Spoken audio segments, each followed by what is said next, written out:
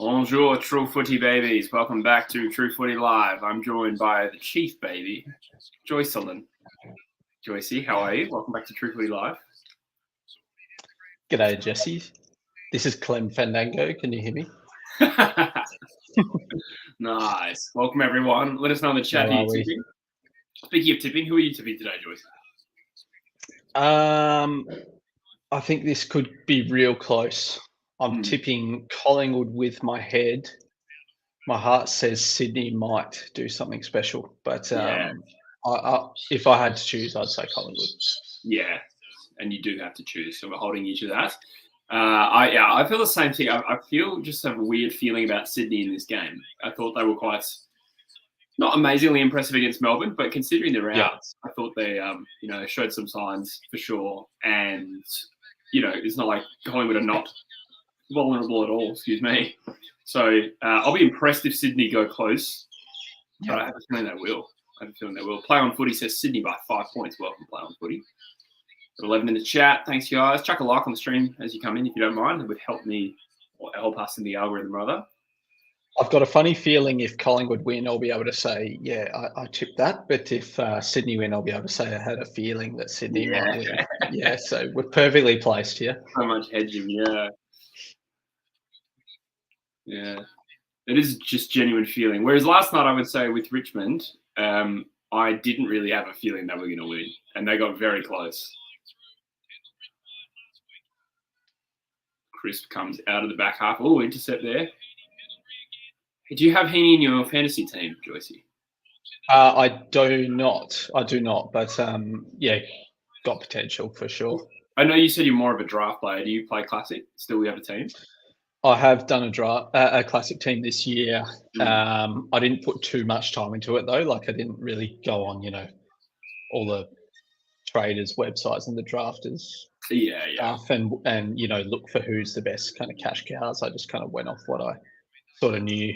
Nice. And had a crack. Yeah. We got Hee in the chat. Welcome, mates. Not much is going on. It's early here in the UK. Umbranda says hello. TB Baldo says Sydney by 8 with Heaney kicking 5. Crazy. That would be sick. Wow. From the midfield too. And Darth Jar Jar's in the chat. Welcome. As is Sasquatch Frio. Shout out Sasquatch Frio, wherever you're watching from. Welcome, guys. Let us know your tips. Get them in early before the first few goals. So Heaney's touched the ball, I reckon, 3 times. That'll be his first recorded possession. But, good start to his midfield career. And Sydney, well defended. Almost through McDonald.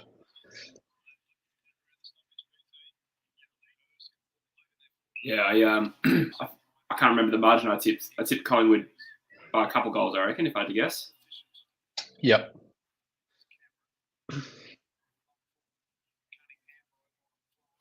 I'm just going to double check that I actually did put my tips in. I definitely did my footy tipping show, but that's happened before. Logan, a lot of speculation around McDonald right now and his contract status. Yeah, it seems like a dumb deal to West Coast. It does, doesn't it? No, that's a joke for the chat. Sadly. Yeah, I did put my tips in, thank God.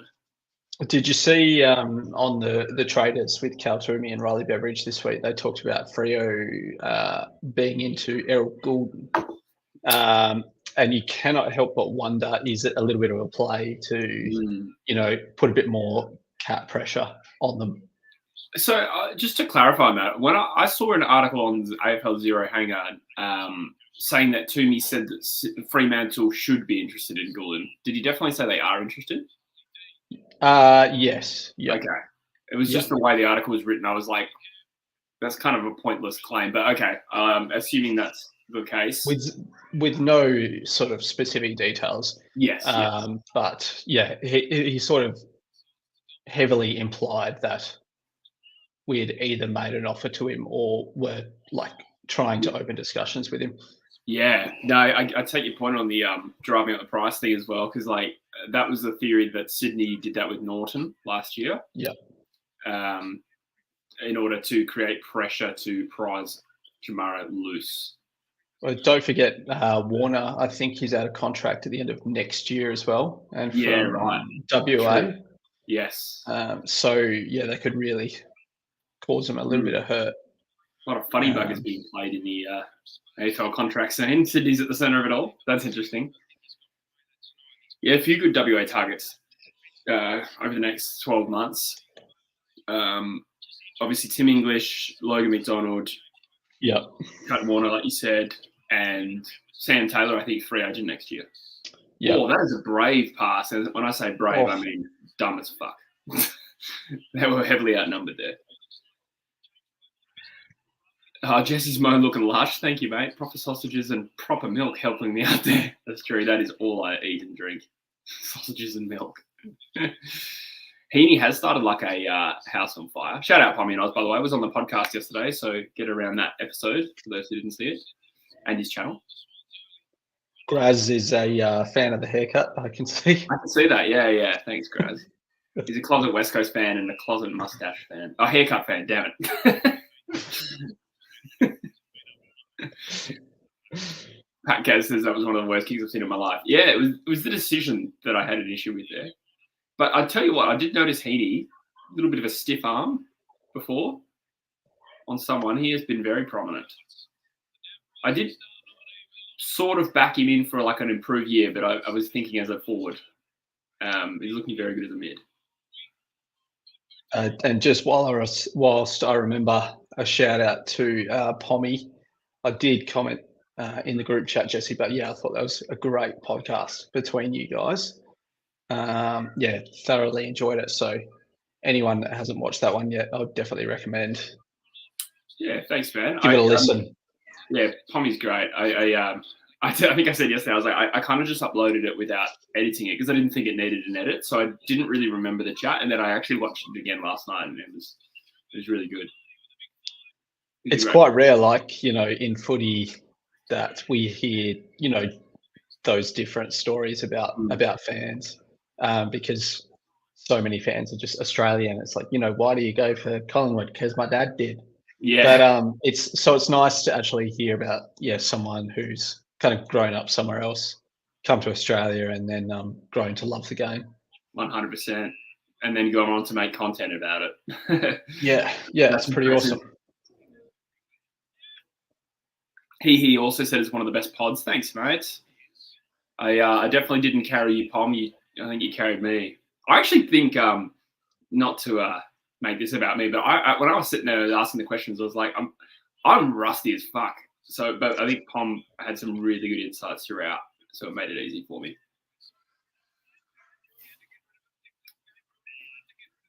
Pat Cass says Pommy and I was in a podcast with Aussie and UK. Yeah, there's definitely a irony to that. I'm literally like basically in Manchester, and he's a Man United fan. Jesse, can you watch AFL for free when you're international? No. I'm pretty sure a few years ago, because they were just desperate for, viewers.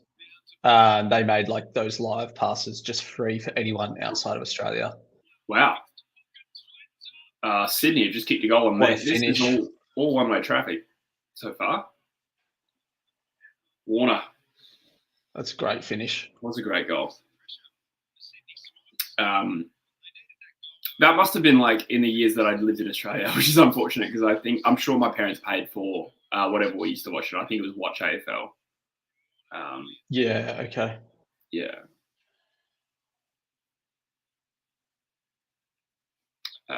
He says, I can't stand Blues fans, but Pommy's actually a good bloke. Yes. Darth says the Swans jumper looks horrible. I don't mind this Swans jumper. What do you think of it, Joyce? Yeah, I like it. I tend to always like them as well when there's a nod to tradition and history. If it was just a Clash jumper they'd made up, I feel like I wouldn't like it as much. But it is South Melbourne's jumper, right? So, it's funny you said that because I was about to say I actually might enjoy it more if instead of a red V, it was like a red swan or something like that. Yeah, right.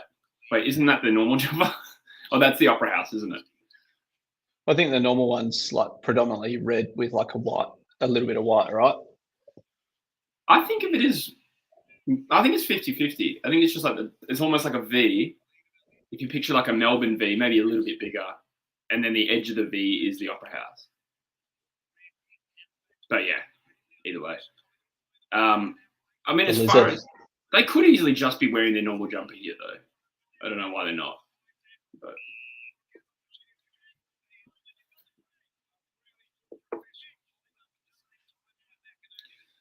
couldn't have people in Oz used a VPN. That's true. Yeah, to use the live pass. That being said, most people in Oz can watch it on TV. Tommy Oz says, used to be on BT Sport ages ago, just during the free period. There you go.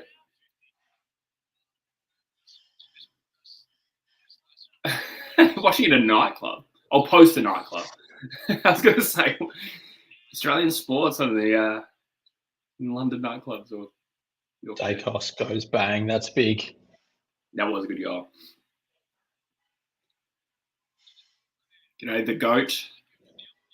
Leone says, do you think St Kilda will beat Geelong? Now, what are your thoughts on this? Because I think St Kilda's the better team. I think they'll finish higher. I don't have Geelong slipping that badly, but I did have them outside the 8. But for context, I think I had St Kilda like 6th or something like that.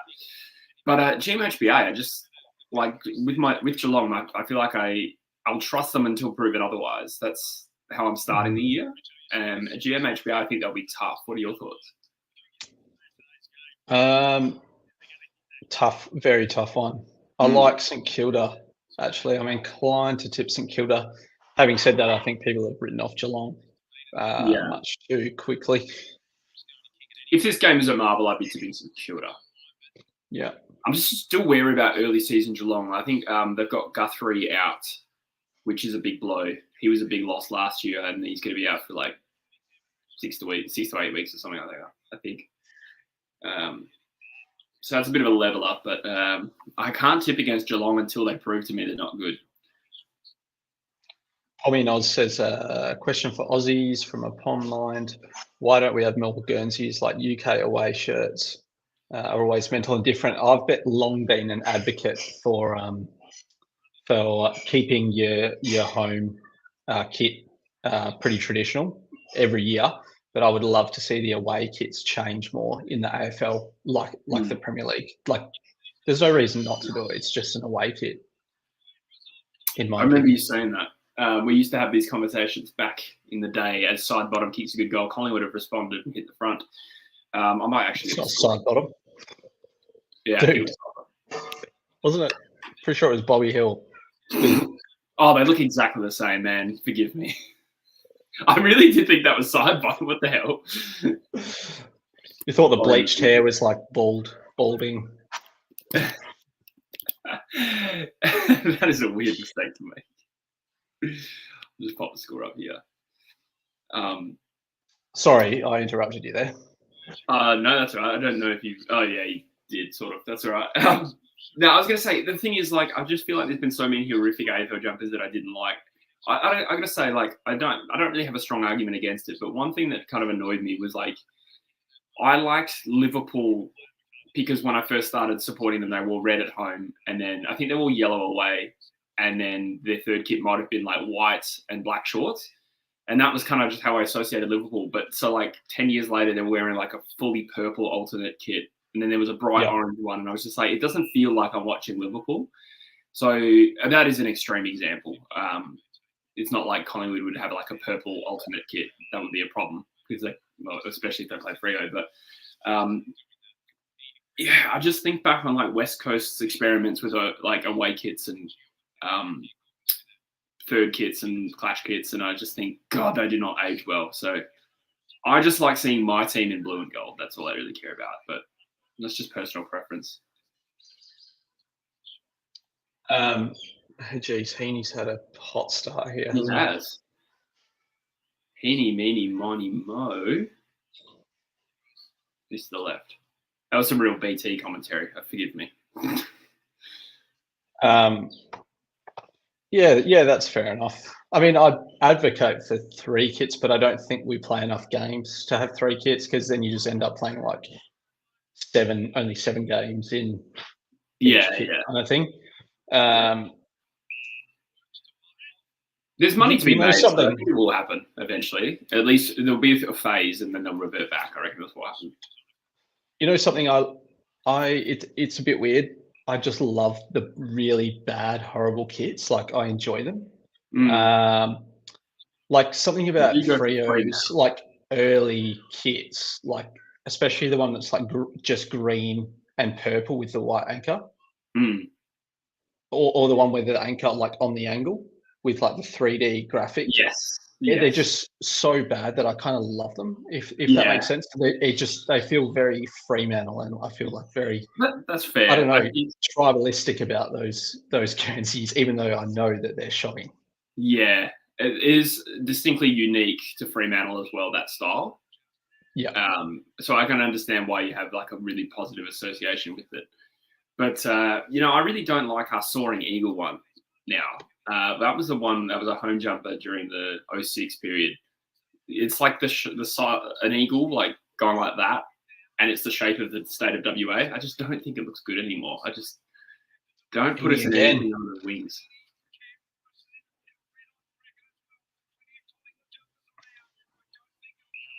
There's something about, I think it's a Freo mentality as well. I've always felt like we're the battlers. Like we do it the hard way. We do it our own way. We don't do it Yes. the normal way, I guess, Mm. or the tried and tested way. Like, and something about just that underdog, working class mentality and having a horrible jersey. I feel like it all kind of goes together. It's strange. I feel I'm probably making those links when they're not actually there, but Oh no, I totally get what you mean. To be honest, and you might have that resonation a lot stronger with Simon, who started supporting Fremantle after 2012 when they rebranded.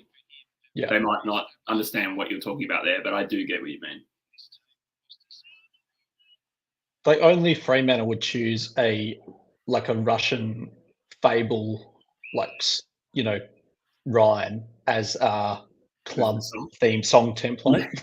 Ooh, yeah. Yeah, like I think they found the original song. It's like I think 20th century Russian, Yeah. like very like unique and weirdly. I swear I've heard that song before though. Like I reckon that tune gets.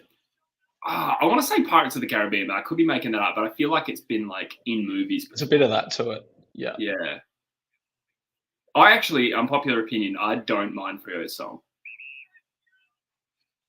Yeah, it's a hell of a lot better than the current West Coast one. Maybe not the. No, I agree, but I've never really minded it. Whereas, no, me neither. Let's be real, like the outside attitude we've been like Freo has a shitty song, and to be honest, even back in the day, they said that about West Coast. Yeah. But I think I've been to Freo home games, and it is actually kind of charming listening to it play around Optus or Subi. It is, again, it's just uniquely Freo.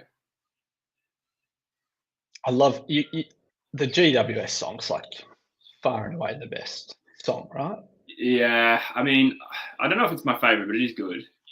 But I mean, like the way I pick favorite songs is nothing really to do with like quality of song. Sometimes I just like, how good does that sound to sing like after a game, or like when the whole crowd's singing? How good does that sound? I think Sydney might be up there for my favorite.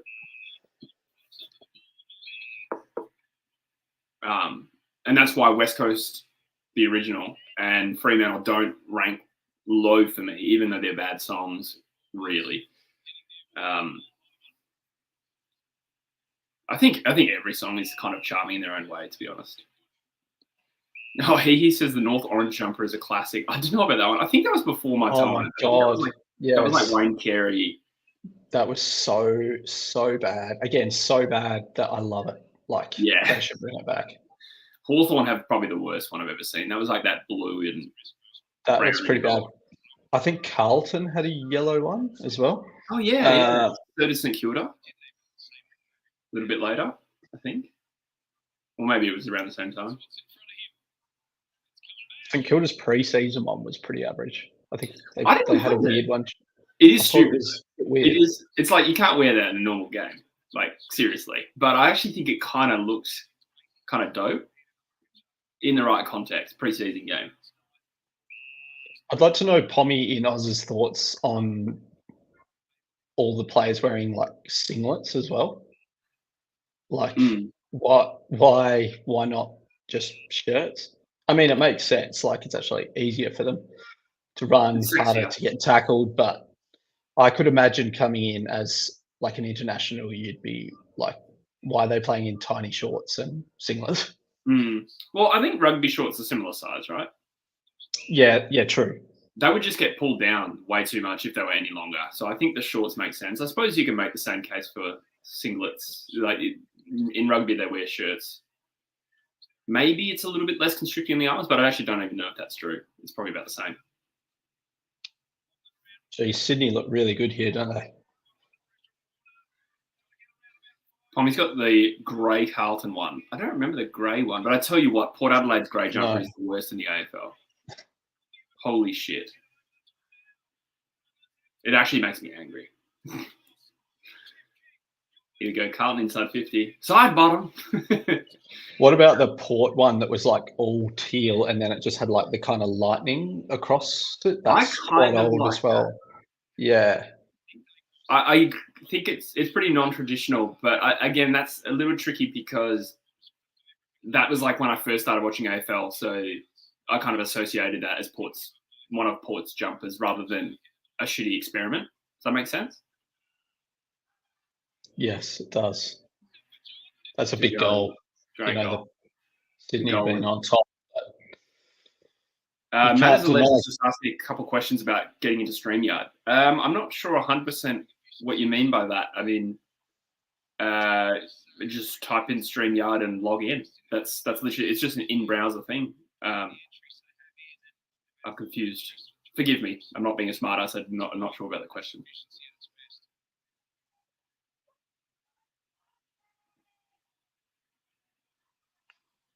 The only buck said, look at the Collingwood 96 pre-season jersey. I might have to Google it.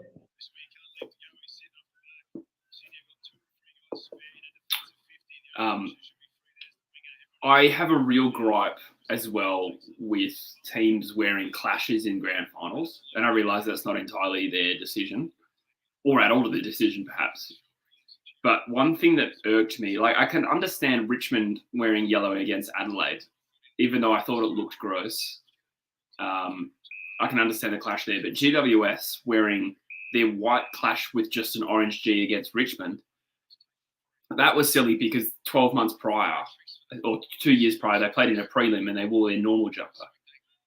And yet they were forced to wear a clash white in the grand final. I think wearing a clash jumper in the grand final is gross. Yeah, the 96 Collingwood one is pretty out there, I got to say. Can you show it on the screen? Oh, wow.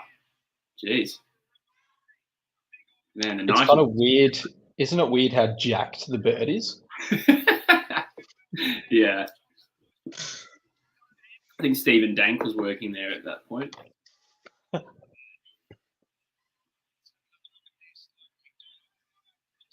Oh, that's a shocker between Hayward and McDonald there. Yeah. I'll tell you what. Did you watch last night's game? Yes. Yep. I got to tell you, like, Curnow really annoyed me when he took that mark in the goal square and played on. Yeah. That very nearly cost them the game. Yeah. Obviously a champion player, but that was Jack Darling-esque. Don't know what he was thinking there. Had nothing to gain.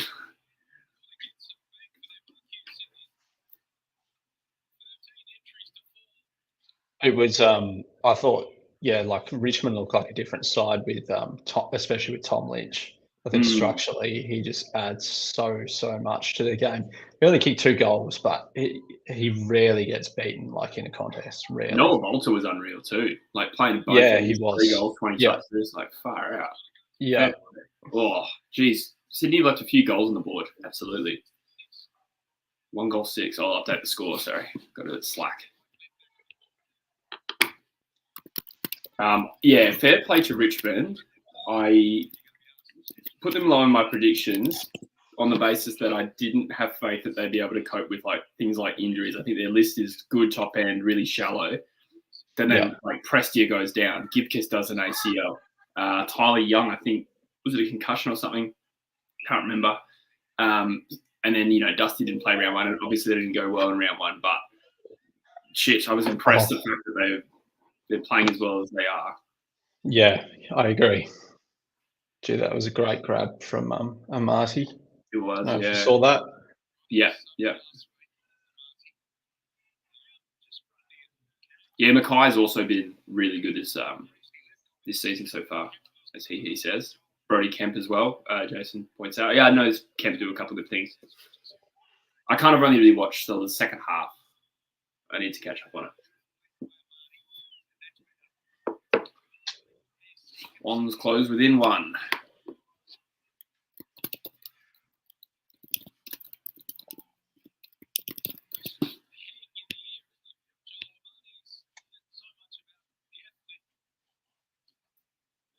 Daniel Singh, do you reckon it's possible for the Blues to be healthy?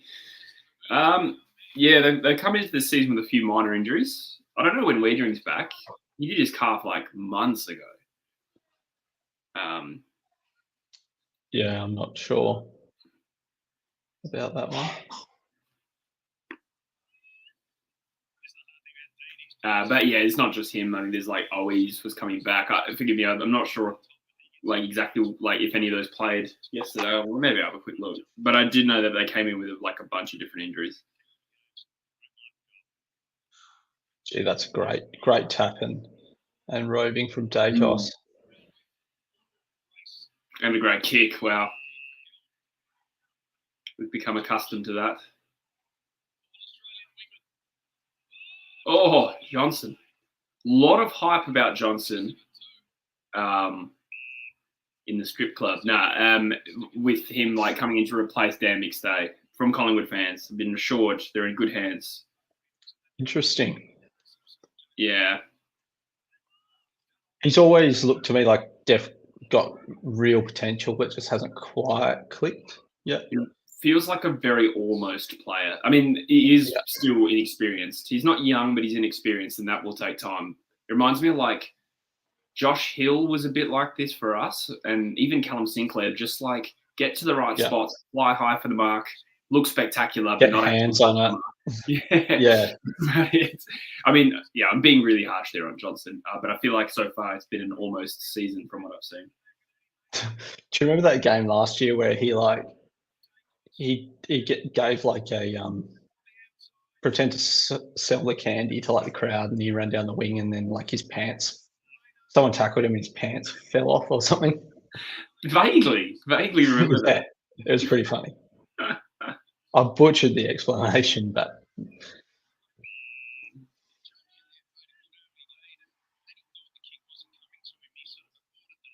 just having a look at the things. I took Zach Williams out of my fantasy team right before this game, and I put in D'Ambrosio. So I'm hoping that doesn't look silly. Oh, Williams only got 74. Not too bad. I could really regret this. In my draft league, I opted to go for 2 rucks, so I got Darcy Cameron and Briggs, and I knew that Cameron was coming up against Grundy this week, but he scored very well last week, and he played Briggs last week, and Briggs is not a bad ruck. So yeah, Briggs is good. I thought, seeing as he got 130, I think I'll go and I'll roll the die on Cameron this week. But not paid off so far. Not a bad show. I feel like he can like accumulate, even if he doesn't win the hit-outs, he can still like rack up points. A little bit like Bailey Williams in that sense. Not saying that Bailey Williams is a better fantasy player, but he would have. Bailey Williams would often like lose the tap and then win the clearance. Yeah. That's weird. Johnson. Was that high? I don't think it was. Ooh. I feel like that was a little bit milked. But we'll see. I could be wrong. Nah, I don't think that should be a free kick, personally. Oh, the umpire didn't pay it. My bad. I thought he did. Good decision.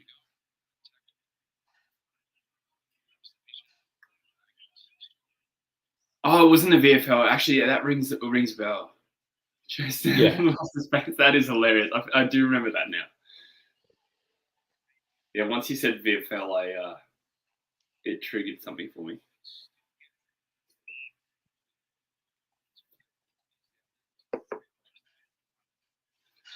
$19 to 18. Just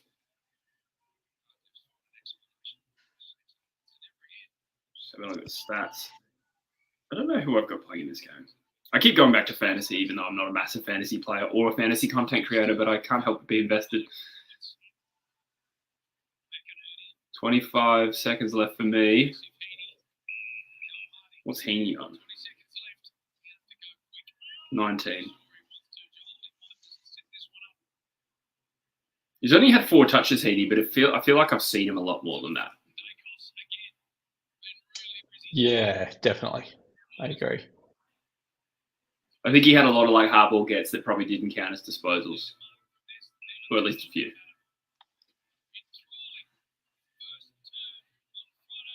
I got James Jordan as well, 16, and I got Roberts. The buy start as early as next week. I didn't realise that. I think it's like, Yeah. I can't remember which teams. I think maybe Brisbane and Carlton first. You know, I was listening to Mitch Cleary during the week talking about opening round, and I thought he gave a good explanation in that by moving those 4 games forward, they've actually been, they've been able to refixture other games to be played during like blockbuster time periods. So instead of, a game being played at, 3 o'clock on a Sunday, or 12 o'clock on a Sunday, they've been able to move that game to like a twilight Saturday game because Carlton or, whoever will be having buys. Yeah. I thought that was quite a good point. Yeah, I didn't mind it as a concept. I think there's numerous benefits to it. At the end of the day, all it did was mean there was football earlier. It didn't push back the rest of the season. We just got an extra round. So I can't really complain. Thoughts on Rouse Room is that West Coast have targeted Jack Martin. I was not aware of that. I did see that Jack Martin's out of contract. I don't know. I don't really know what to make of Jack Martin, but at the position West Coast are in, we could kind of use all kinds of reinforcements. So, That wouldn't excite me that much. No. Personally. I think I could see it happening, though. I think he's on the outer a little bit at Carlton, right? Yeah, I think it only makes sense for us if we're not giving up trade collateral or much, because he is 28, I think. He's born in 95, I reckon, Jack Martin. And he's not a free agent because he hasn't been at Carlton long enough, so it would have to be a trade. So if we can get a really cheap deal, I would do it, which I know won't excite Pommy. But that's kind of where I sit on it. I don't think it makes sense for us. We'll try and keep our first 2 picks. It's going to be tough as well. We're trying to get Liam Baker by the sounds, so I don't know how we're going to do all that. Play on Footy says, thoughts on Hawks trade haul? That's D'Ambrosio, Gunston, Scholl, Ginnivan. Oh, I see. Yeah. Yeah, it's okay. Yeah. I said in the potty that I thought Ginnivan was going to be the surprise player of the year. Gunston was a weird one, right? I think he's only there for a year. Someone did actually tell me why. I can't remember. I think his personal circumstances changed. I think that's fair enough. Yeah. Yeah. Sort of, maybe not quite the same as Beams. Maybe it was the sort of Beams. I think moved to Brisbane for his father, and then when his father passed, he was like, okay, I can go back to Collingwood now. I'm a little bit surprised that Hawks actually wanted Gunston back. I suppose it didn't cost them anything, but yeah, and they were losing because they never pushed him out. Yeah. So I think they might have just been like graciously helping him get to Brisbane for his family, and then being like, okay, yeah, you can come back. So you're right. It is a bit more of a more from their list perspective, though, when they're moving on Tom Mitchell, moving on Jager, like they'd really put a lot into, turning the list over. So then to bring Gunston back kind of goes against that. I agree. I suppose if I had to guess, it's just that they rate Gunston as still valuable. That's partly the reason, I'd imagine. Darth Jar Jar has a Eagles question. Do you think we should play Dewar this week? Or Dewar? Apparently it's Dewar, but I don't know. So he didn't make the cut in the end. I would have been surprised. I wouldn't have put him in my best 23, but he did. I think he's an emergency anyway. I was a little bit for Fremantle, a little bit surprised to see Warner named in the 22. Carl Warner. Oh, right. Yeah, I was going to say what? Oh, really? I didn't notice that. Yeah, I was a little bit surprised to see Fremantle name Chad Warner this week. That was a bit of a long shot. David Warner. Yeah. Especially because we named Warner and Sharp, so both like very like traditional wing types. I was a bit surprised Sharp got a game round 1, to be honest, as well. I've been a little bit skeptical on him so far, but yeah, I mean, whatever. Like it's round 1. I'm happy to give like players a crack, right? Yeah, and see how they go. Yeah, for sure. The thing that Sharp has going for him is his running is like elite. Doesn't he play for Port?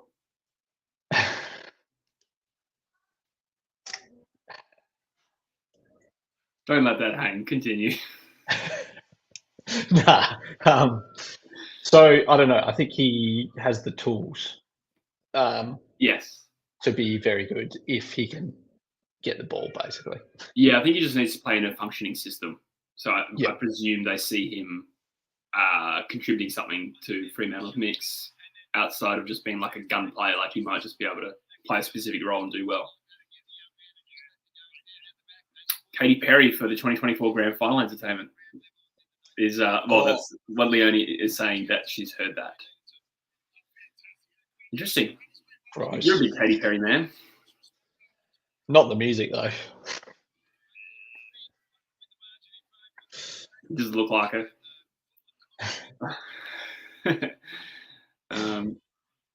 Yeah, I don't know about that one. I don't know if I'd feel. To be honest, with the Grand Final like entertainment, I must say I probably usually don't watch it, if I'm completely honest. So, except Robbie. It's got to be arena bands. I think that's why Robbie was good, because he's like an arena artist. Yes. So I think U2 would be awesome. I think Coldplay would be awesome. Coldplay would be good. Red Hot Chili Peppers would be awesome. Like those sort of like big arena bands, even like Foo Fighters. And I know they play, like every stadium in Australia, like probably 20 times a year. But like those stadium rock bands, I think are just so well suited to like grand finals. And personally, I think U2 would probably be my choice if I could choose anyone. Yeah. Trying to think who mine would be. It's got to be like kind of poppy, like chart music, right? It can't be like some real out there weird band. When I went in 2015, they had Chris Isaacs. Oh yeah, yeah. I wanna fall in love. Such a random. Yeah, that is random song. What the hell? I think someone did. I did read somewhere as well. Coldplay will be on the East Coast around like October, so I wouldn't be surprised if there's something happening with that. Oh, the Smear has kicked a goal. Yeah, nice finish. You might be slightly behind me now. Yep. I've just skipped forward.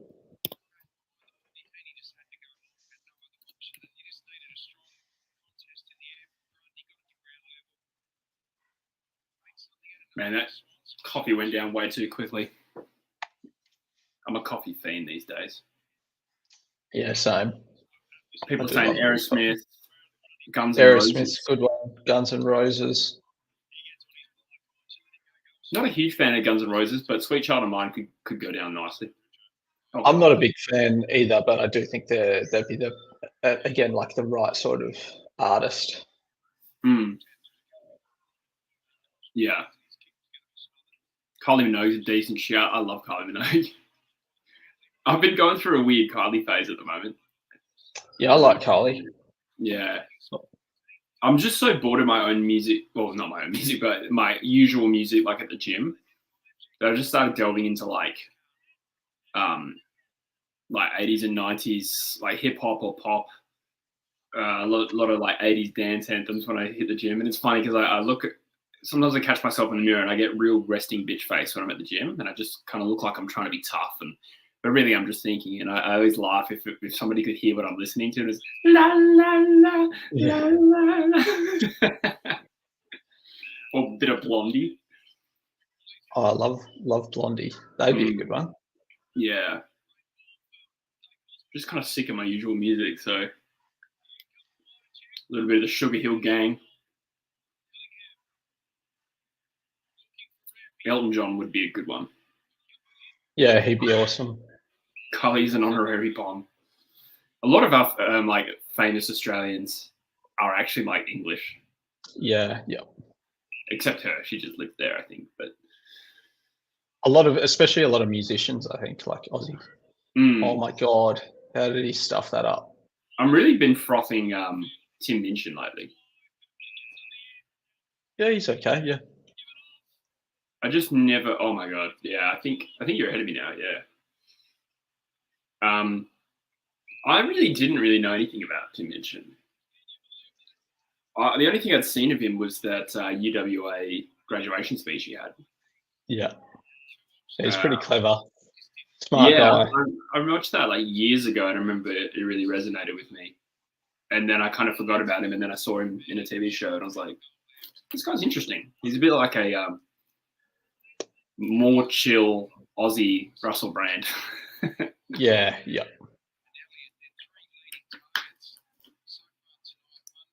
Less rapey, if I can say that. Well, you did. Allegedly. Yeah. But he's English, Tim Minchin as well. Just raised in Perth. But like Hugh Jackman, Sam Worthington, Nicole Kidman, I think is actually like born in America. I can't remember if she's actually American though. Mel Gibson is like not at all Australian. I think he just lived there. We do have a bit of a wave now of like actual Aussies. Yeah, but dude, like that's like 80% of Australia. Like, well, my distinction is like if they're born in England or have two fully English parents, which I wouldn't say that's 80% of Australia. you think like if you have foreign parents but born in Australia, you'd still say you're foreign? You think? Yeah, I mean, it's a little bit different to say like no, they're foreign. But I think like if you have two English parents that just moved to Australia, you could make the case that the kid's actually English. But you're right, it does get blurry. It doesn't really matter. But in some cases, yeah, I feel like it's to make a distinction. Like I think like Chris Hemsworth, Millie Alcock, these current day stars are more like they seem like actually Australian. We'll claim them though. Yeah. Claim Russell Crowe. His cousins were like famous New Zealand Test cricketers. That's like when I saw Paul Medhurst described as a Collingwood player. Well, we claim Sam Mitchell as one of our Brownlow medalists. Yeah. Sam Mitchell is a bit of like an honorary West Coaster, isn't he? Yeah. He only spent a couple of years there, but very, very highly thought of. Yeah, for sure. Sydney got another goal. Kind of chatting.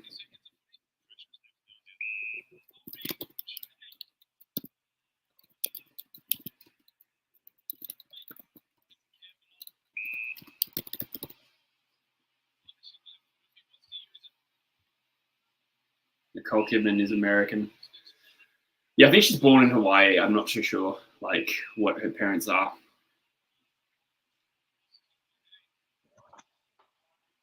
Did you know King Charles is actually Colombian?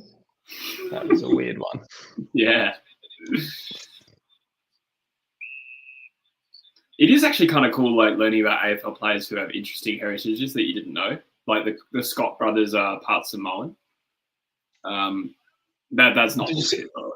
Did you see BT interviewing Connor Iden's dad, Yes. who was English, and he's like, yeah, haven't seen him in like 10 years. Yeah, that's crazy, eh? Yeah.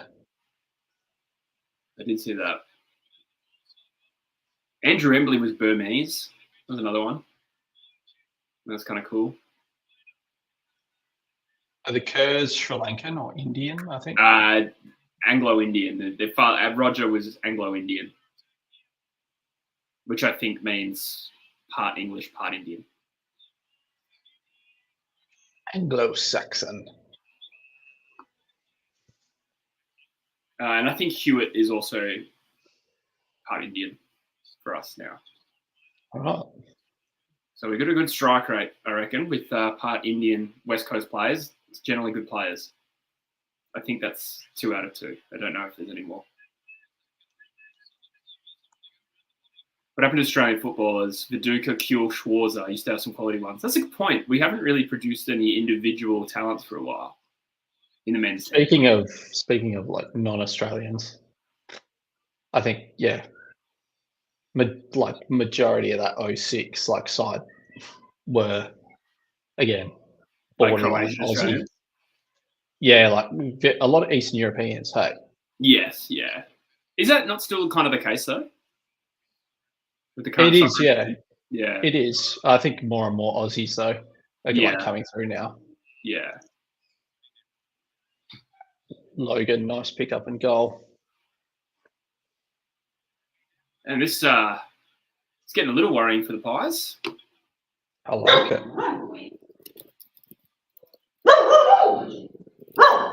So far, I have to say, like, I can't help but barrack for my predictions a little bit. Like, more so than what team I like, I'm barracking for what will make my predictions look good. And so far this season, it is only really early, but like I tipped GWS for the flag, they beat Collingwood. Tipped Collingwood to finish 5th. They could go on 0-2, it's only early. Richmond lost their 2 games, Carlton won their 2 games. Like, from 6 games, it couldn't be going better. Very early though, still. Pat Kaz says, woof. Christian Vieira, the Italian striker, wanted to play cricket for Australia. He's part Aussie. Wanted to play cricket for Australia. All right.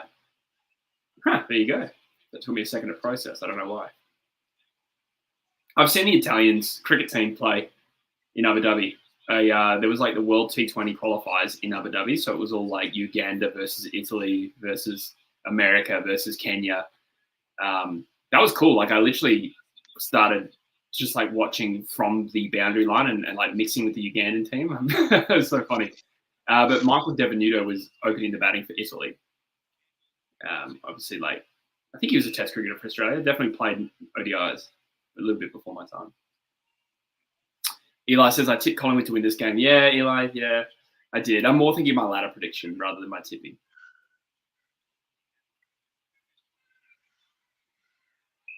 We both know though, like it's all going to come unraveling anyway. My ladder prediction is going to be dire. Gee, this could be huge if they. Oh.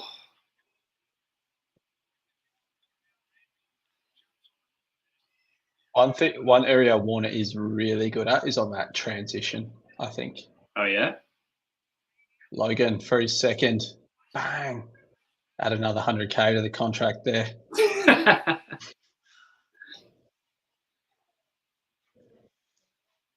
That makes it 4 first rounders you'll have to give up. Yeah. Jody Sports says Dutch have all Aussie cricketers and made the World Cup. Yeah, I think one might have been Kiwi, but their captain and their wicketkeeper was Aussie. You could just hear it on the stump mic all the time. I didn't know that Germany tried to get Shane Warne to play for Germany in cricket. That's sick. I didn't even know he was like somewhat German.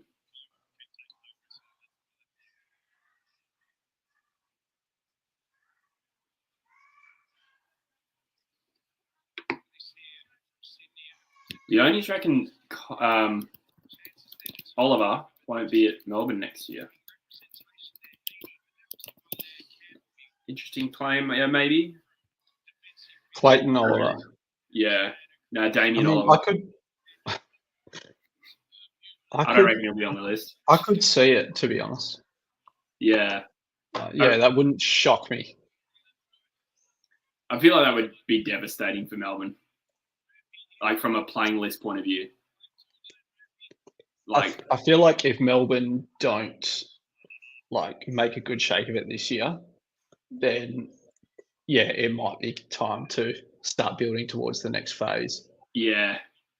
I don't know, maybe and that's the good thing is though they have been taking high picks. So like they got Windsor and Falstrop this year. Yeah. And Royan's a recent draftee. Jefferson we haven't seen yet. So like they're okay placed, but in terms of their window, I think you've ripped Clayton Oliver out of this team and it's not going to be top 4 quality.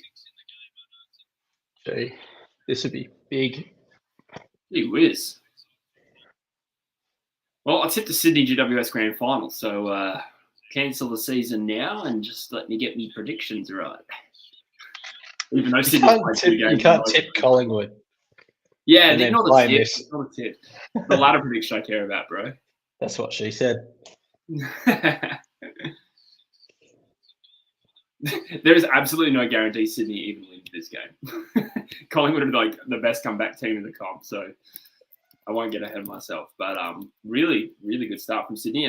They have clearly been way better. Even when Collingwood was kicking goals, it felt like it was against the play. Matt is a legend says there should be a link for StreamYard if you're streaming on StreamYard. There is a link.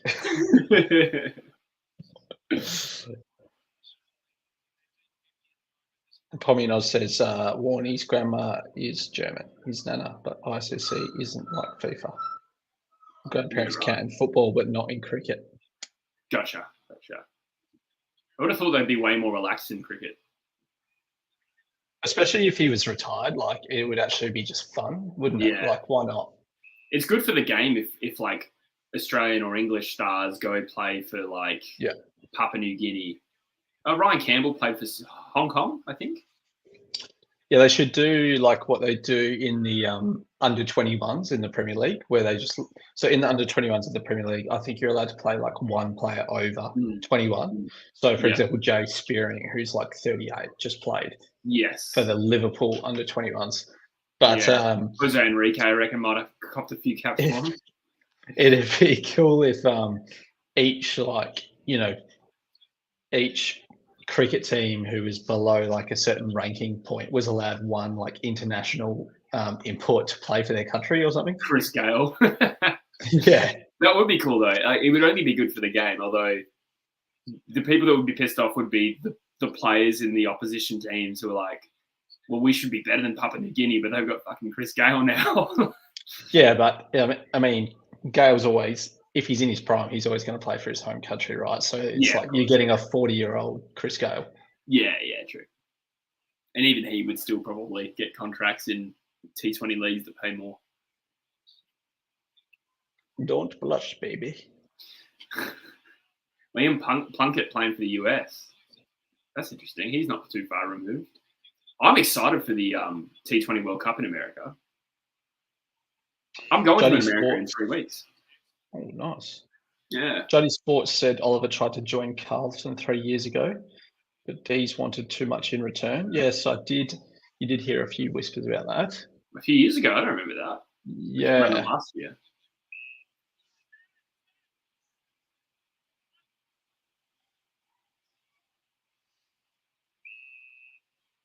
That's one of the first defensive marks I can remember Collingwood taking for a while. Marchbank, Wiederin, Motlop, Martin, Walsh, and Hollands all potentially available. Which Hollands? Elijah. Oliver didn't get injured, did he? Play? How many of those are best 22? I realise most of them, but would say Marchbank come back into this team. And same thing with Martin. Is Martin best 22? He probably is, right? Per Carlton? Yeah. Elijah Hollands I'm probably more sceptical on. Will Setterfield is one for me. He's like always just looks a bit not good enough. I think he had a pretty good season for Essendon before getting injured last year. I think Essendon fans really like him, according to my comment section. And Jai Caldwell for Essendon hasn't quite clicked. Agreed. He had big raps on him young, too. Though. Caldwell's quite young. He is. He is. I want to say 2020 draft. So he's like same age as like Tanner Bruin and trying to think of another midfielder from that draft. Goulden's one of them, but Goulden's outstanding. So we're talking a year younger than Sarong and that. I think he's still got time. Yeah. Oh, he definitely does. Like, I'm not writing him off.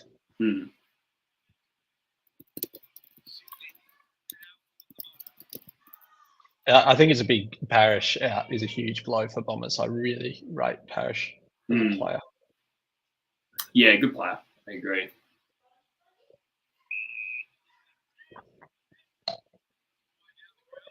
Just very, very, very good at like all the basic stuff. Like he's that definition in like I think what you want in a midfielder, just like super reliable. Yeah, maybe like I wouldn't say like Prentice exactly, but in terms of that vague description, Prentice like him that like he needs some people around him to make his work look better. I think there's a place for him. You don't really want too many X factors, do you? Like you'd much rather take like 80% of your team to be consistent and then have just your couple of X factors like who can just, you know what I mean? Like do the amazing things. Yes, yeah. I've always felt like that's a good kind of balance. Yeah. Save for 2018 where everything went right for us, I think losing Prentice, like our midfield was still good on paper for a few years there, but it definitely wasn't consistent. It was, definitely your like weakest out of your like three lines. Like you had elite forward, elite back. And your midfield wasn't bad, but it definitely wasn't elite, I don't think. Yeah. I think that, like on talent it could have been elite. It just wasn't consistent. And we'd have weeks where we get smashed and therefore could only ever be considered a weakness. We spoke about Dom Sheed the other day. He like hit his absolute like career pinnacle in that finals series. Like I've told you before, I thought he was the best on ground in the Grand League, personally. It was very good. Just because the first half when you guys were getting like pumped, he was your best player by far. I am a staunch Shuey man, but I respect your opinion. She did like that 7 weeks. I think it was basically when Gaff went out of the team. He found a role that really suited him. I think for him since then, it's been a balance of like role and fitness. I don't think he's good enough to be one of the primary 3 or 4, which he is now. And he's also been like consistently injured and therefore like not having any preseason. So he's just like failing. Hopefully this year will be better. Elijah Hollands has been one of the recruits of the year. Or will be, I was going to say, barely. Been tearing it up the track. Yeah. I mean, it depends what you mean by that, because personally, like, I've heard enough about players tearing up on preseason, winning time trials, and then never hearing about them again. Yeah. But if that was the case, then Josh Tracy would be like Wayne Carey. Yeah, as would Chris Maston. Which is not to say that Elijah Hollands won't be good. He was a high draft pick for a reason. I'm just saying I'll reserve my judgment until I see him play for Carlton.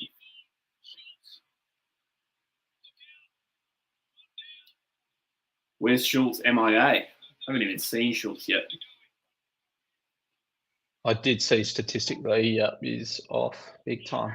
Yeah. It's only his second game, though. Yeah.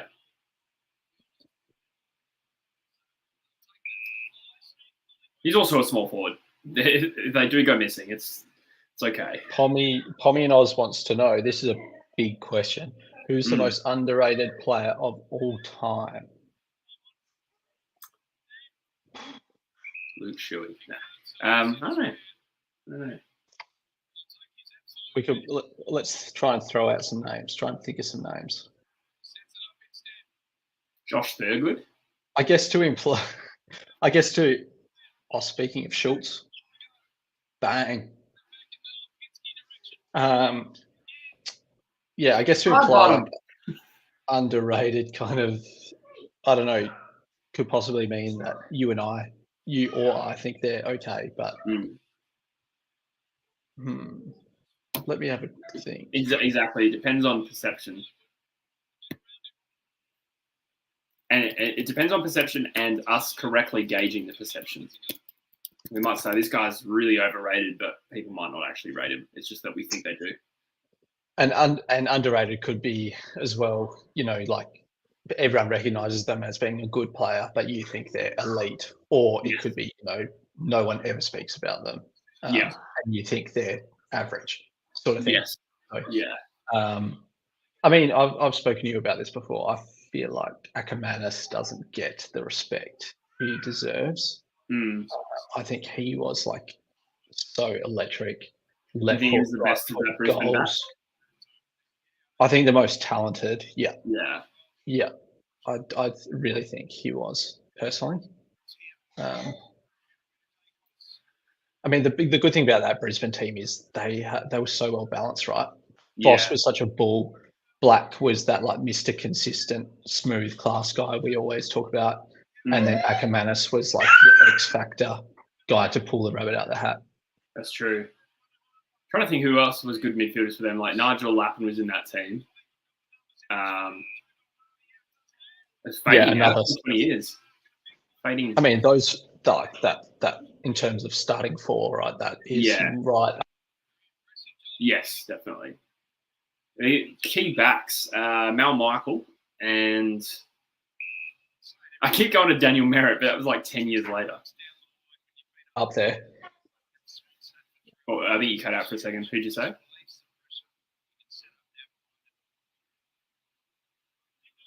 Apologies. Oh, no, that's all right. Mal Michael and who's the other one? I think. Alistair Lynch was pretty good as a forward. Lynch, Brown, yeah. Oh, Brown, of course. Missed the obvious one. Shit. Pike, I think the ruckman was something Pike. Martin Pike, was he the Canadian? Not Martin Pike. He was a big bald fella.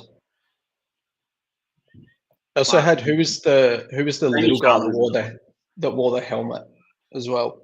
Sean Hart. Yeah. Craig McRae, as Leone says. Craig McRae. White. Darryl White. Darryl White? Yeah, his son's on the list, or was last year. I think he still is. Darryl White Jr. Oh, cool. Or it's like hyphenated Darryl White something Jr. Martin Pike. It is Martin Pike, yes. He was at North. Pike, wasn't it? Bald guy, yes. He won premierships with North as well, I'm pretty sure. I'm just going to fill up my water bottle. Hold the floor.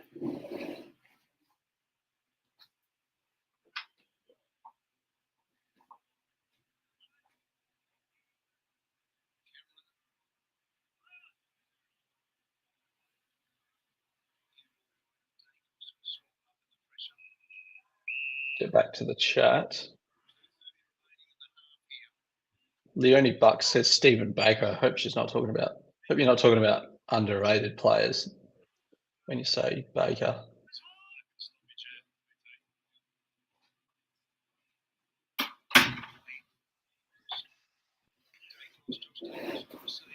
Pies have definitely got back they got the last 2 A's, so they definitely needed those. Pat Kaz says you were confused with Mike Pike, who's a different person to Martin Pike. Yeah. I thought for a second you had gotten mixed up with them. Excuse me. Well, it was me. I couldn't remember the first name, but there was a Pike. Yeah, Martin Pike was the balding guy, or bald guy. Mike Pike was the Sydney Ruckman Canadian. I think he was Ruckman. Play on Footy says, hey, Joycey, how do you play on Footy?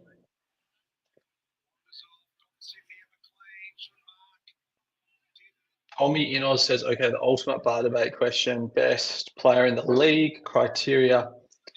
He has to go into the worst side and make them better and still have the same output as you would in the best side. Bond, I think, is still my answer. Chuck him in the coalface, he's still going to have the same impact. Yeah, like, is this ever or is this right now? That's a good question. Definitely not Dusty. Like, don't get me wrong, I really rate Dusty, but like Dusty in North Melbourne can't go and park himself in the forward line and kick like 5 goals in one-on-ones. Yeah, that being said, that is current day Dusty, but 2017 Dusty probably would be that player. You reckon? Well, I don't. But the thing is, once he goes forward, they can't get it. They wouldn't get it down to him. He played a lot of midfield when he won the Brownlow, though. He's becoming more honestly, forward. I think when he was a pure midfielder, there were other. I think like Fife and Dangerfield were better, pure midfielders. But I think what makes Dusty better is like one-on-one in the forward line. I reckon, honestly, that though I could be wrong, but I'm going off my memory here. But I remember Dusty's 2017 as pretty much pure midfielder. I'm not saying he didn't play pure midfield. I'm just saying I think as a pure midfielder, there's better players. But what separates Dusty is the fact that he can go forward. But if you put Dusty in North Melbourne, he can't go and park himself in the forward line. That's kind of what I'm definitely trying to not. Yeah, it definitely needs to be a midfielder. Even a defender, even if it's like one of the best key backs in the league, I think if he got put in the worst team, he would struggle because, say, it's like Harris Andrews, opposition teams would just clamp down on Harris Andrews in the same way that Frampton did in the grand final. It's easier to do that if the team's shit, but the one spot that you can't do that is probably centre bounce, and Bontempelli might be the hardest player to stop, I reckon. What about like Max Gawn? Not a bad shout. I mean, Bont's probably the best one I can think of too. I mean, Bont's kind of done it, right? Yeah. Like he's been in average sides. Not for the worst team, but he's been in average sides and done it, and he's been in the best side in the league and done it. You know what? I don't think Clayton Oliver is anywhere near the best player in the comp, but I feel like you could put him in any team and he would be the same player.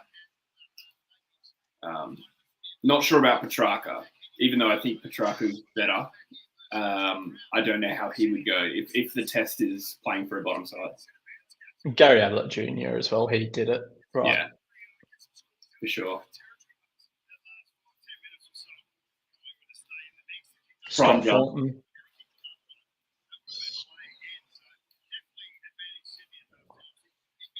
Bold call, Wiedering or Andrews both dominated when their mids were shocking and dominated. Now they're good. Yeah, fair enough. I was just thinking in a scenario where Harris Andrews played for, say, West Coast, right? Like, I feel like if you lined up for us and we were like, oh, thank God we got Andrews, the opposition would just like... Because, I mean, Brisbane have never been the worst team for like a long time. Pat Kaz says Gary Ablett Jr. too. And Jar Jar Juddy. Charlie Curnow. I mean, yeah, he'd be good in any side probably, to be fair. I don't know if I'd say the best ever, but a fair shout. Yeah. LDU way too early, I think, to go on that one. Yeah. Wiedering and Andrews both dominant. If you had to pick a forward, Toby Green, Jeremy Cameron come to mind for me. Yeah, Toby Green, I think, is a very good shout. You know, he averaged 28 touches a game in his debut season. I think he's the best small forward of the last 20 years. Probably. Yeah. Can you think of a better one? The only thing that made me don't think there is, day. like, how do we classify him? Is he, because, like, when I think small forward, I think crumbing forward. But he is technically small and a forward. So if we categorize him as a small forward, then yeah. If you were starting a team if you're starting a team and you could choose any small forward to go back to 19 and put them in your team, I don't think you would choose anyone in the recent era Paul above Medhurst. Yeah. Jack Anthony, maybe. Hey? Jack Anthony, maybe.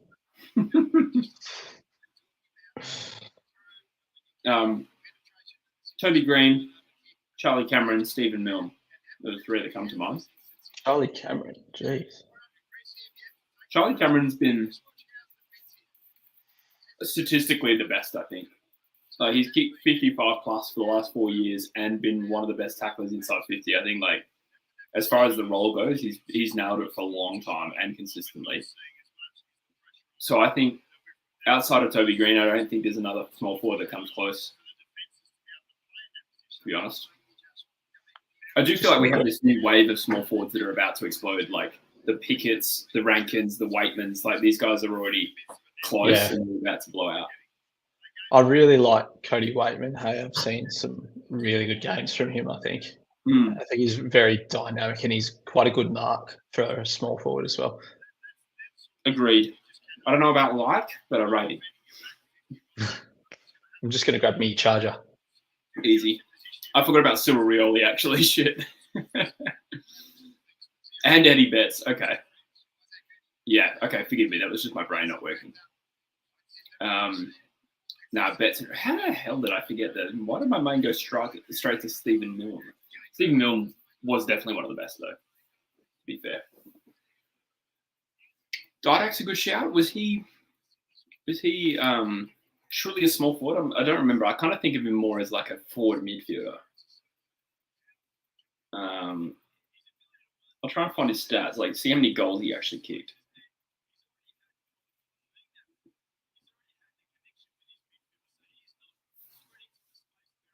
Cosy Pickett had a bad year. See, it felt like that. He still kicked like 37 goals and had 4 tackles a game and was one of the best pressure forwards statistically. So if that's his bad season, look out, I reckon.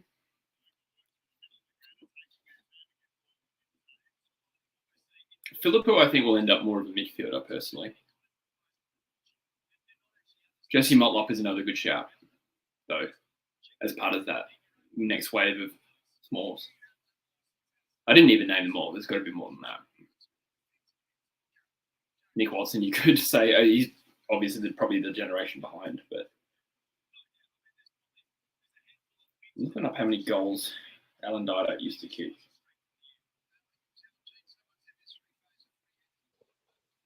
I definitely remember Didak as like a mid forward as well. Yeah. I agree with you on that. Although, like, I'm sure if he played pure small forward. Yeah. I mean, he was having seasons averaging 25 touches. I mean, I think Phil Matera had some statistically very strong seasons. Yeah. Oh, even do it as long.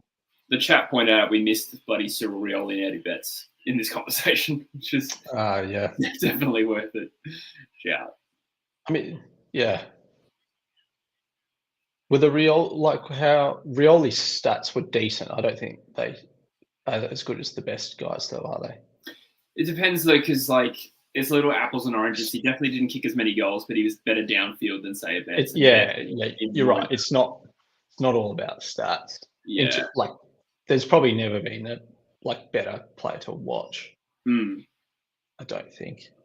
I could be wrong, but I feel like out of the small forwards, only Betts and Cameron have even gone close to a Coleman.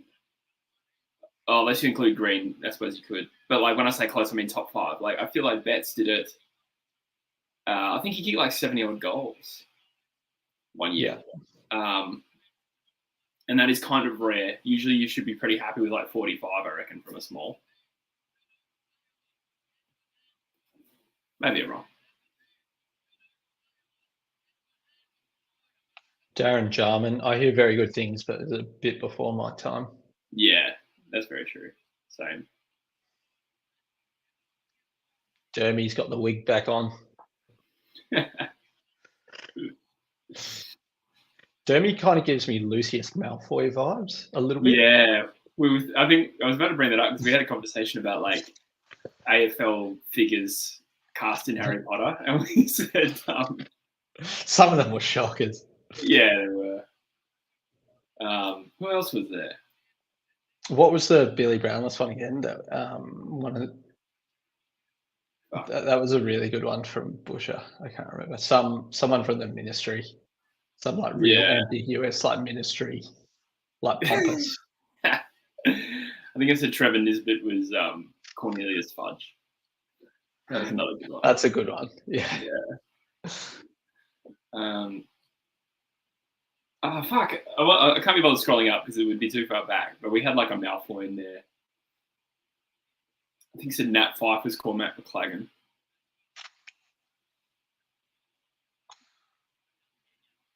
Hopefully there's some Harry Potter fans in the chat who can help us out. I was going to say Ginnivan's definitely Malfoy, right? Yes. I see him more as a Pansy Parkinson type operator.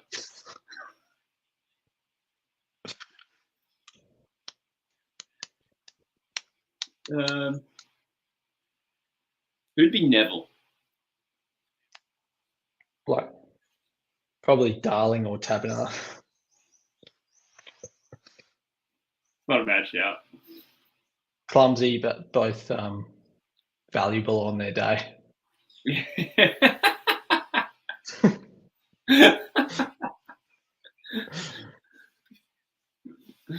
That's good. Darling did win an All Australian, to be fair.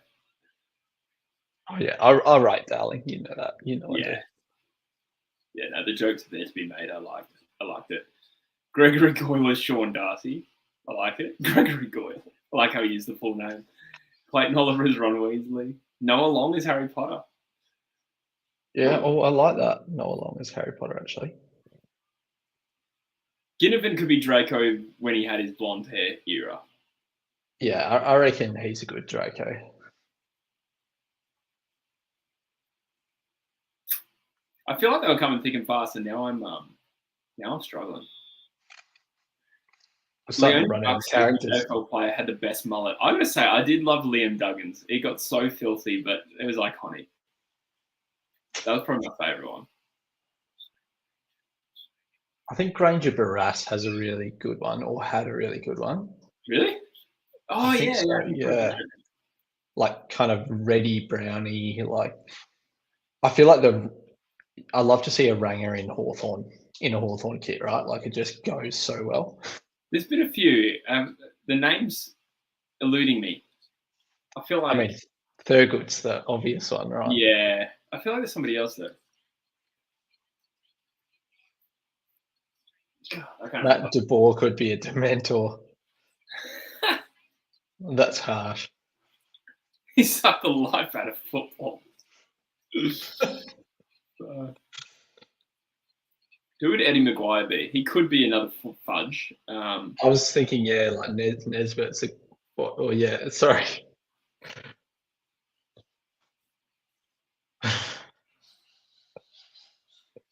AFL stars. Shane Warne. Who would Shane Warne have been? Gilderoy Lockhart, but except with talent.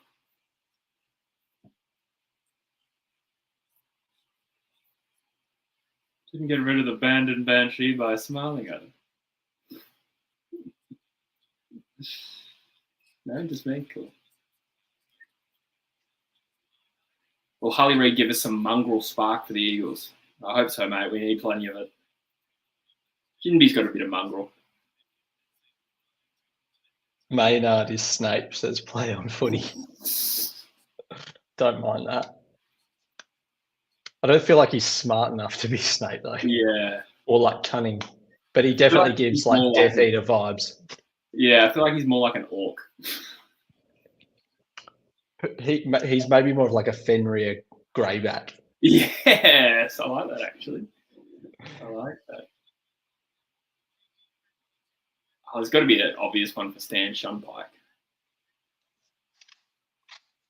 Andrew Gaff. Framed. Oh, Pommy and Oz says Eddie Maguire is Rufus Scrimger. I don't mind that. Yeah. Daisy Pierce is Hermione. I think of Alex Pierce as a bit more Hermione-ish.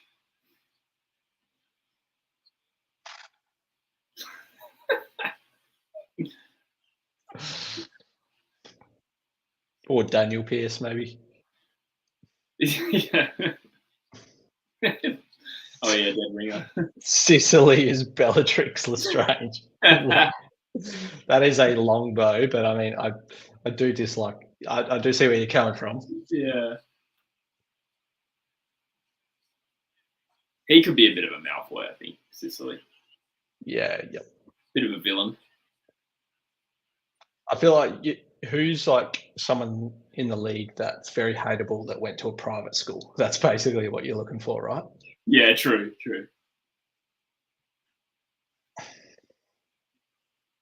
Yeah, it's probably Ginnivan. I actually don't know if he went to a private school, but he strikes me as a private school kid. Leonie says, would you want Horn Francis to give advice to Harley Reid on his contract? Oh yeah, that sounds great. Yeah. Well, she said we, but I presume it's a will. Yeah, true. No, she meant the Nintendo platform.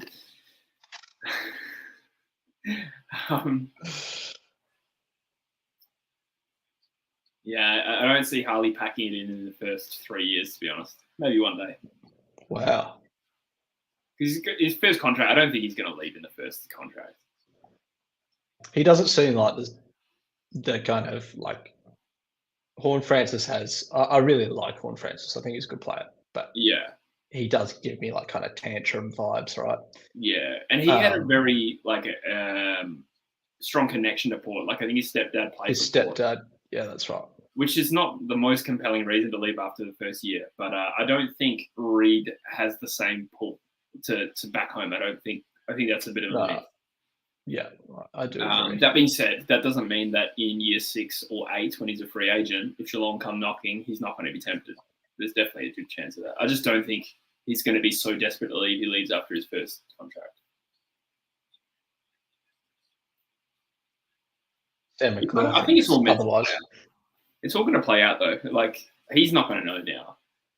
There's really no point in even speculating on it right now. Like like you say, he probably doesn't even know. For sure, he's been there like 4 months, if that, 3 months. Like he's got to like play a game and like actually establish himself, like to be able to play AFL, right, before he starts thinking about moving to Collingwood.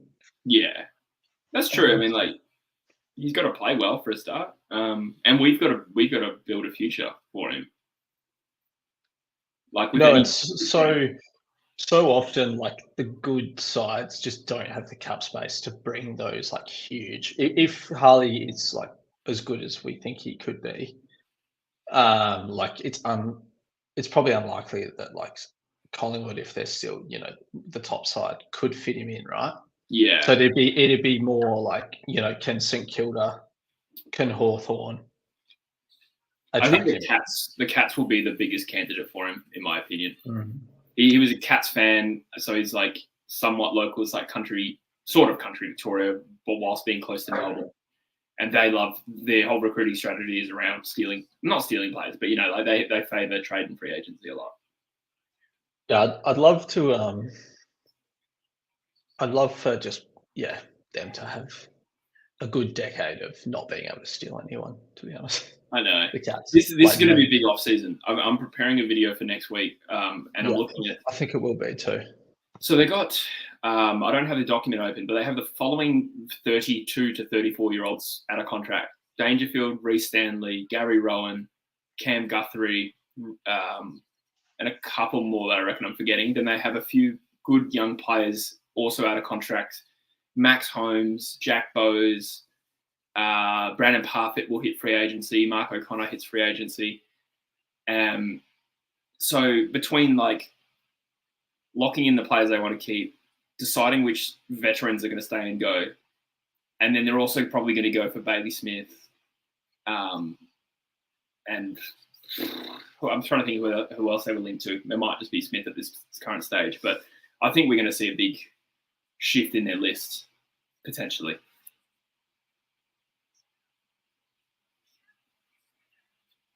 Geez, if they bring Bailey Smith and Harley Reid into the Cats, they'll sell a few jerseys, right? Yeah. Just between those two, for sure. Someone like Bailey Smith like attracts actually a lot of commercial like attention as well, right? It does attract more eyes. I'm sure there's people that watch Dogs games literally just because Bailey Smith is playing. Oh yeah. And like he's the most followed footballer, I think. It'd be interesting, right, to see like how clubs quantify that in terms of like what is it worth in a contract. You know what I mean? Because it is worth a bit, definitely. I don't know. It's true. Interesting one. The ACL really did come at a bad time. I'm sure he'll still get looked after though. Play on Footy reckons Smith the Hawks. Collingwood looking at Max Holmes. I feel like Geelong don't really lose players. There was talk on, might have been Mitch Cleary, maybe, on Dylan Friends, just saying if you're in Geelong's shoes and you're like debating Bailey Smith or Max Holmes for like that marquee new contract, like which one are you going for? And it has to be one or the other, because I think they could easily get both. I think, yeah, I agree, but they were just kind of debating which would you go with. Oh, okay. I feel like this is a big year for Max Holmes. I feel like right now he doesn't. You go Bailey Smith, but I just have this feeling that Holmes could really elevate, and this is a big year for him. It's a contract year, so we might have a different answer in 12 months' time, especially because he seems to be playing a bit more halfback distributor now. I know Danger really rates Holmes. Yeah, like really, I think he's a good player. And Bailey Smith does have a bit of champion potential, I think, but he hasn't really put it together fully. But they've got a few good under-22s, the Cats. Like, it's better than you'd think it would be. Like, I think Tanner Bruin, Max Holmes, and I mentioned two others in the video, and I've already forgotten because I make so many videos. But there's more than that. Bailey Smith gives me kind of like, reminds me of Ben Cousins in that, like, don't get me wrong, elite, like, but if they weren't like that good looking, would everyone still say they're that good? Like, people still say that Cousins was better than Judd, which is just not true. I think that's just Eagles fans who feel like Judd betrayed us and Cuz didn't. And I think they're trying to be contrarian and being like, yeah, well, Cuz was the better one anyway.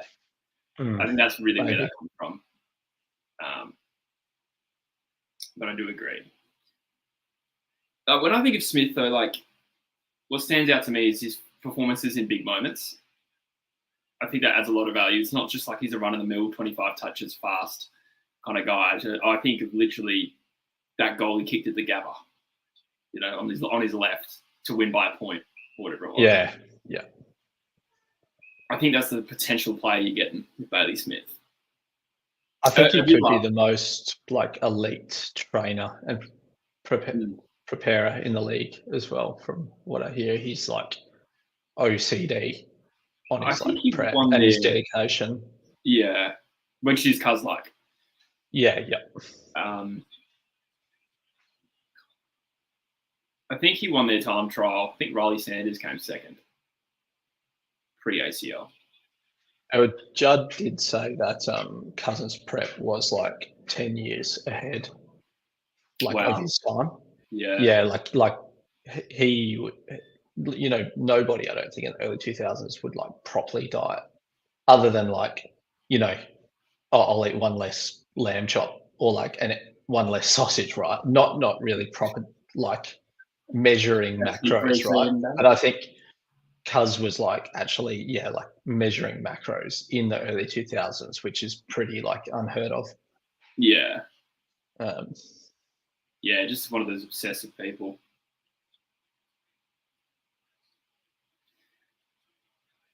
G'day, Niasha. G'day, Brandon. Good, mate. How are you? The lad goes hard, says plays on footy. Talking about Bailey Smith after the grand final. Ooh, Ash Johnson. Really looking like a rock-solid Dan McStay replacement. I'm only joking. I mean, yeah. I reckon they should get Reece McKenzie to this thing. That kind of gave me Dan McStay vibes as well, that shot. Oh, nice tap there. Who was that? Was it Warner? Oh, no. Why didn't he grab that? Or did, like... Oh, yeah, I'm a few seconds behind. What the hell, Hayward? Trying to be too cute. I played. They're showing the replay of the Ash Johnson shot now. Oh, yeah.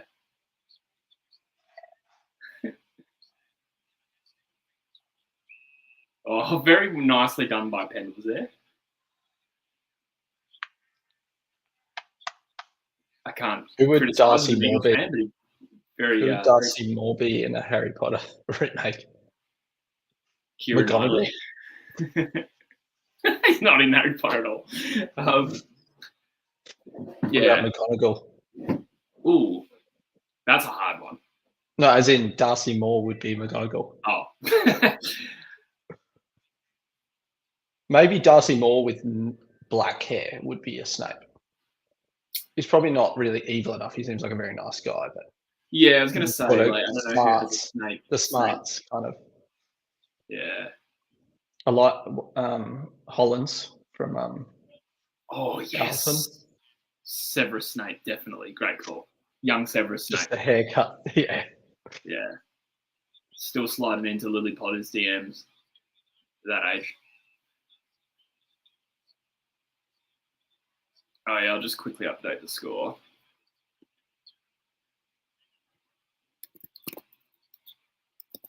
That was really a horrific miss there from young Johnson.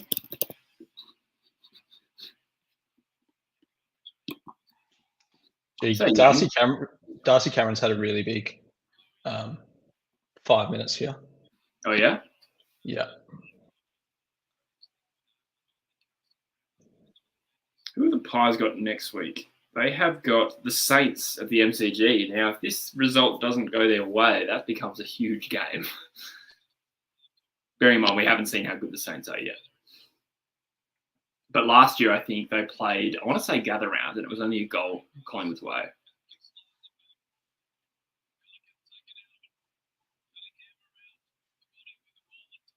Pies are missing Billy Frampton. Says he addressed it to Pat Kaz, but he said, "Do you think Oz can find Steve Smith and Dave Warner caliber players in this generation? Watching the Shield, no one gives him confidence. All loads on Cam Green now." It's kind of funny though. I feel like in the cricket, in that you never quite see it with a lot of guys until they get to like 27. Mm. Like Steve Smith, even he looked very like bang average, right? For his like junior career. Yeah, I remember he came in as a bowling all-rounder. I remember his T20 debut. I was just like, he sucks as a leg spinner. And he becomes like the best batsman in the world. I think Labuschagne as well, when he was first selected, he wasn't even in the Queensland Shield side. Yeah. And everyone was a bit like, what the hell? Like I feel like it kind of happens in cricket a bit. Mm. Yeah, definitely. Sean Marsh, I mean, he wasn't necessarily a decorated Australian Test cricketer, but he bloomed late. Even Mitch, actually. Like, Mitch is now a good player, but for years he was a whipping boy. Yeah, although Mitch had huge raps on him as a junior, didn't he? Like, I think he was the captain of the under-19s or something. Yes, I think they won the World Cup. I could be wrong, but I think that is. Oh, Darcy Moore. That was a shocker. You'll forgive him because he saved you about 100 goals a year. But yeah, average. That's not a good time to make a mistake, right? Yeah.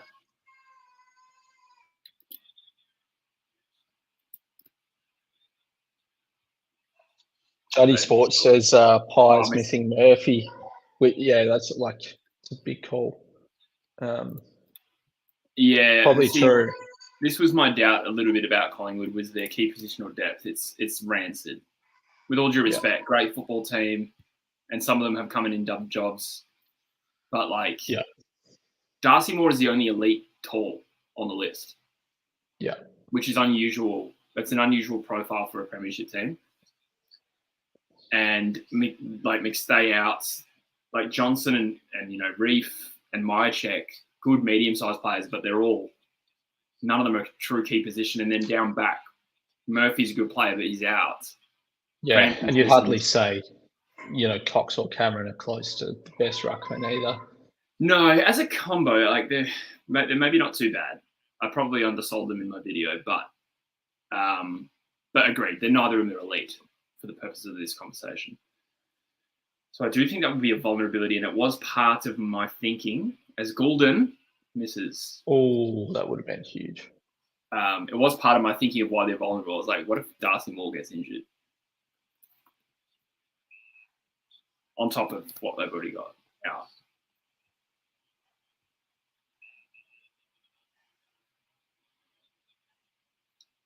Chunky Footy wants to know. Your thoughts? Unfortunately, I don't think. I think I'd be working on a Mo for about 2.5 years if it was going to be as good as yours. You reckon? Have you had a Mo before? You did when we were younger. Sort of, yeah, if you even call it a Mo. Typical, 20-year-old. Yeah. Barely a Mo. Couple of whiskers. Yeah, I wouldn't. To be honest, if you really looked at mine, it's not even perfectly grown out, but it took years to even get to a point. As a Marty takes a mark in sub 50. I can't grow a beard. You can grow a lot more beard than I can. I was going to say, I've actually always been like a lot thicker, like around here, but then like nothing there. Yeah. And then it just looks kind of weird because I got this like lamb chops. Yeah. Oh, I actually liked yours. I remember your story when you shaved your head and had a beard. I thought that was good. I tried to do that, but if you look closely at my beard, it's really thick around the goatee and then patchy. So it just looked gross. And you just end up looking like crap Australian Idol auditionee.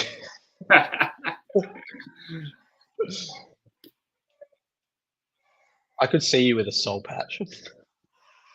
Yeah, thanks.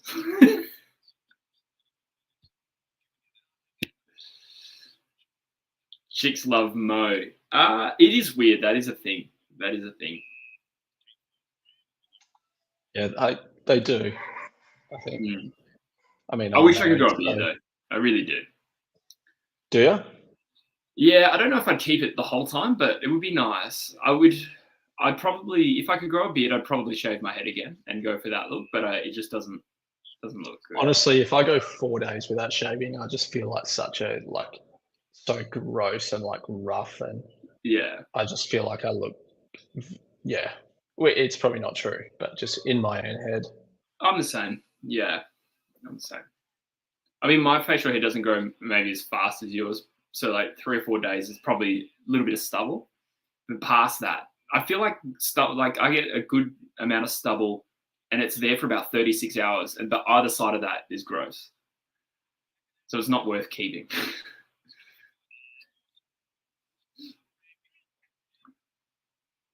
Beard is good for shaping your jawline. That's true. A lot of men around the late 20s, 30s, when they grow a beard, they tend to have a bit of a glow up.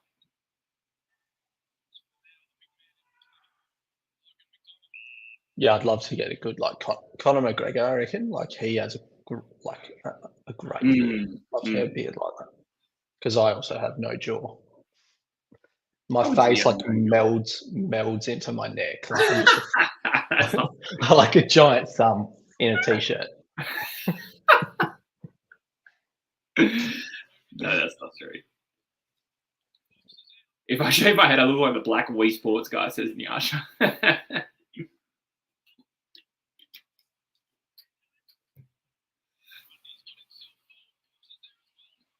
If you shaved your head, you'd kind of look like Victor Crumb.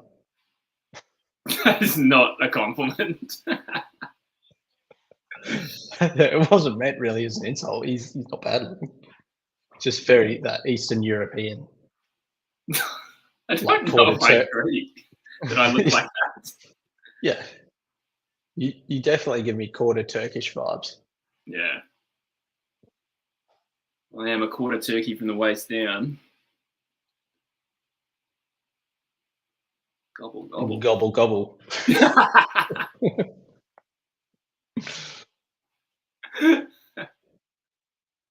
Grim. Junkie Footy says, "Have you guys been watching Australian Idol?" No, I haven't been. I have been religiously following maths this year though. Yeah. Australian Idol. Well, I'm in the UK, so Australian Idol's not an option, unfortunately. Maths I could probably watch here if I really wanted to, which I don't. Isn't like Australian Idol and sorry, not Australian Idol, but the UK versions of those shows are like huge, right? Like the people who go on X Factor and that in the UK actually end up to be like the biggest stars in England, which doesn't seem to happen anywhere else, like in the world, right? From those I shows. suppose that's true. Other than like an American Idol, Kelly Clarkson was probably the one. But you're right. Oh, there's a few like I could be wrong, but I feel like hasn't a couple of country singers like in America gotten big from those shows? Maybe one or two. Here we go, Logan. This is huge. This is big. Look, like 19 scoring shots to 8 as well. This is actually like turning into a demolition. It really has been a one-sided game. As much as I don't want to write off Collingwood because of their way of coming back, it's not as though Sydney are getting lucky breaks. This has been a pretty dominant, I would have to say. And we've got Pie's first draft pick. Keep it coming, I reckon, eh? Well, hopefully we'll do you a favour because you got Ports as well. Even if like Pie's finished 5th, like I'd be very happy with that from a Freo perspective. Like I'd see that as a huge win because coming off the premiership, you just kind of expect it to be like, oh, he's picked 19. Yes. Mind you, with the nature of drafts these days, it could still be pick 19. True, yeah. After the 12 academy. Or has someone done their knee? Is that Papley? Who was that? Oh, shit. It is Papley. Someone points out the Shannon Knoll erasure that we didn't mention him. Isn't Shannon Knoll just kind of famous for being on Australian Idol, though, rather than actually being a successful singer? Yeah, plus he was, again, he was never like the biggest star, I don't think. Or he might have been for like the 3 weeks after Australian Idol. Yeah. I mean, Guy Sebastian arguably is more famous because he's like a judge on those shows now. That's about it, though. I do not like that, man. Hey. I actually liked him when that show played out. I couldn't care less now. No, I liked the chick who like subbed out because she had a sore throat in like the final. I forget her name. Yeah. But I think she was like the favourite to win. Really? And then she just had to pull out. Shit, I forgot about that. I remember being so invested in that show though, just that year. And I never thought about Australian Idol again. Leonie Buck says, "Will Longmuir get the sack?" Not now. He won't. Depends what you mean by sack. No, he's just on a year extension. What were your thoughts on that, Joyce? I'm a fan. Yeah, I'm a fan. I think I spoke about it last week, and I won't linger on it for too long. But Heaney.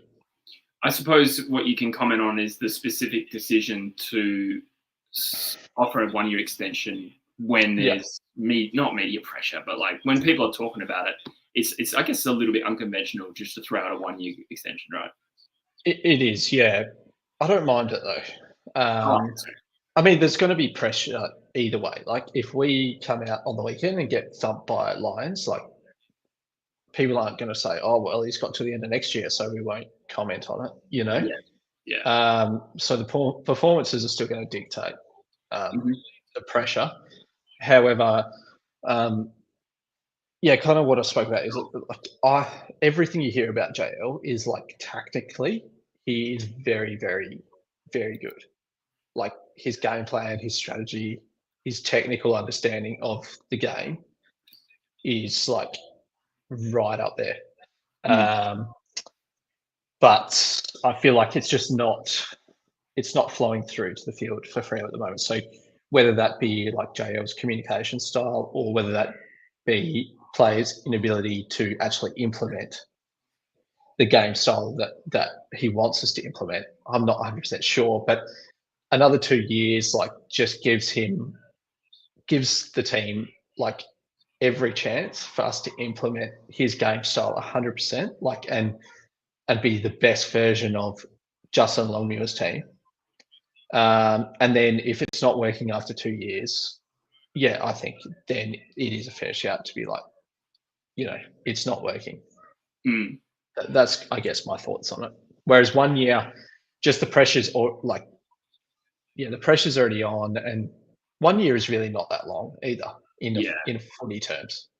Yeah, I don't feel like just 1 year to assess Longmuir from now, like this season, is going to be fair on him. I think with the age of the list, it's gonna require patience. I don't think if Fremantle failed this year, whatever that means, that's it. Yeah, that's it. Yeah. Whereas I do think maybe 2 years is probably at the fair level where you're like, okay, and it just removes the media distraction. Like you said, there'll still be media discussion, but it's not going to be as easily a go-to if he's got 2 years on a contract, I think. Yeah, they won't. I don't think they will sack him. Whereas before he had the contract, after 5 games, if Weaver won, it's like, shit, like he's probably going to go. Yeah. And it just probably allows him to do a better job if he's not stressed under pressure. That's right. Like he can focus, and the players can focus on the thing that matters, which is what happens on the field. Exactly. I also think the list management has kind of let him down.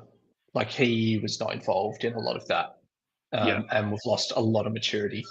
So I feel like, he's been let down on that side of things by the club. And I think from listening to Simon Garlick the other day, I think they kind of recognised that as well. You can't just lose Akers, Logue, Schultz, all these mature like ages. And I don't think any of them were that amazing. Schultz is probably the best out of them. I have no issues with losing Griffin Logue or Blake Akers, really. But there is no doubt that you don't you don't want to lose players in like that age bracket, really. Absolutely. And Mundy's retirement as well. Yeah. Is a big factor. Juddy Sports says Sydney are going 2-0 without Parker, Mills, and Adams. Swans are scary good. Thoughts, guys? I would agree. I mean, just because those players like if they come back into side, it actually doesn't guarantee Sydney get better. Maybe they've just found a really good mix. So I think it's going to create a bit of a headache, actually, if their midfield's firing now. That being said, obviously, massive credit to them, and this is a huge, huge sign that they are a serious contender, I think. Beating the Pies at the G, if they do. Dispatching of Melbourne by 4 goals. With the injuries they have is unreal. Yeah, as good as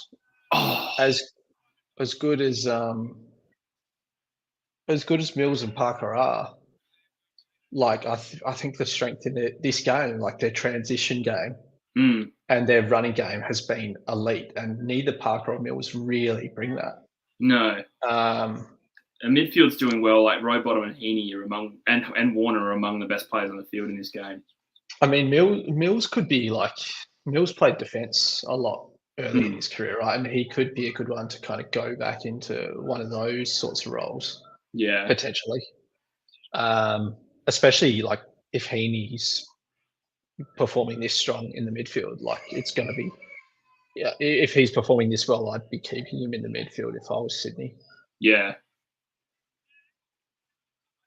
he needs a bit like Fife, and like he's always pushed forward because it's like, oh, this is what's better for the team, to the detriment of their own game. I mean, he is also a very good forward, to be fair. He is. Don't get me He didn't wrong. have a great year last year, but 49 goals the year before, I think, is very solid. But yeah, I agree that I wouldn't feel comfortable. Like if Heaney's dominating for the first 5 weeks, I would feel iffy about them moving him. Yeah, Mr. McDonald's got 4 goals. It's driving up his contract price for sure. Who's been subbed here for Collingwood? I think someone's been subbed. It might be Lockie Schultz, is it? Yeah, I'm not sure. Do they still have to wear a vest? I think they do, don't they? Yeah, I believe so. Oh, Finley McRae, yeah. Another one that Collingwood fans said is going to be the breakout player of the season.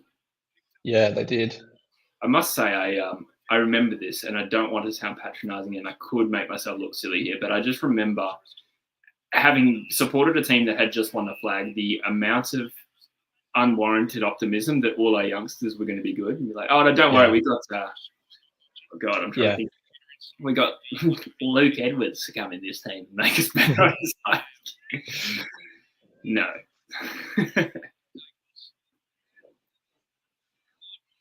Even when like Freo were like good, they were only good for 3 years. My like optimism in like every decision the club made was probably a little bit too like misguided and a little bit too optimistic in hindsight. Yeah. You see a lot of good players that seem good, and then you take out the system, you disrupt it, or you take out a star player, and they're just not the same. Yeah, that's right, and especially like those role players, and that really happened at Freo. I don't want to always bang on about Freo, but I guess Freo's drop-off was really dramatic.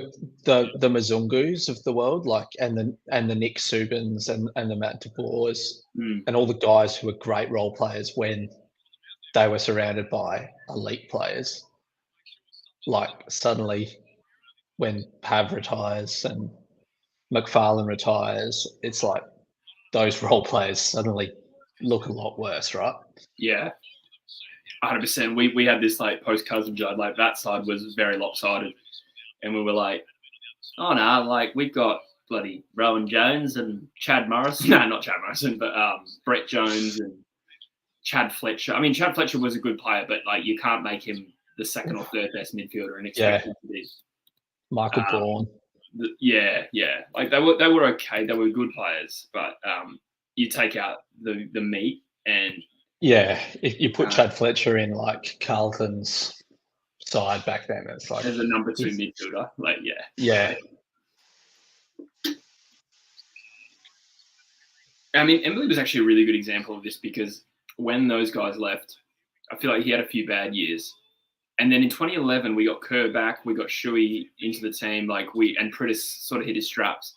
Embley had like a career best season at the age of like 30, which just goes to show like better system, better plays in there, and then the same player becomes way better.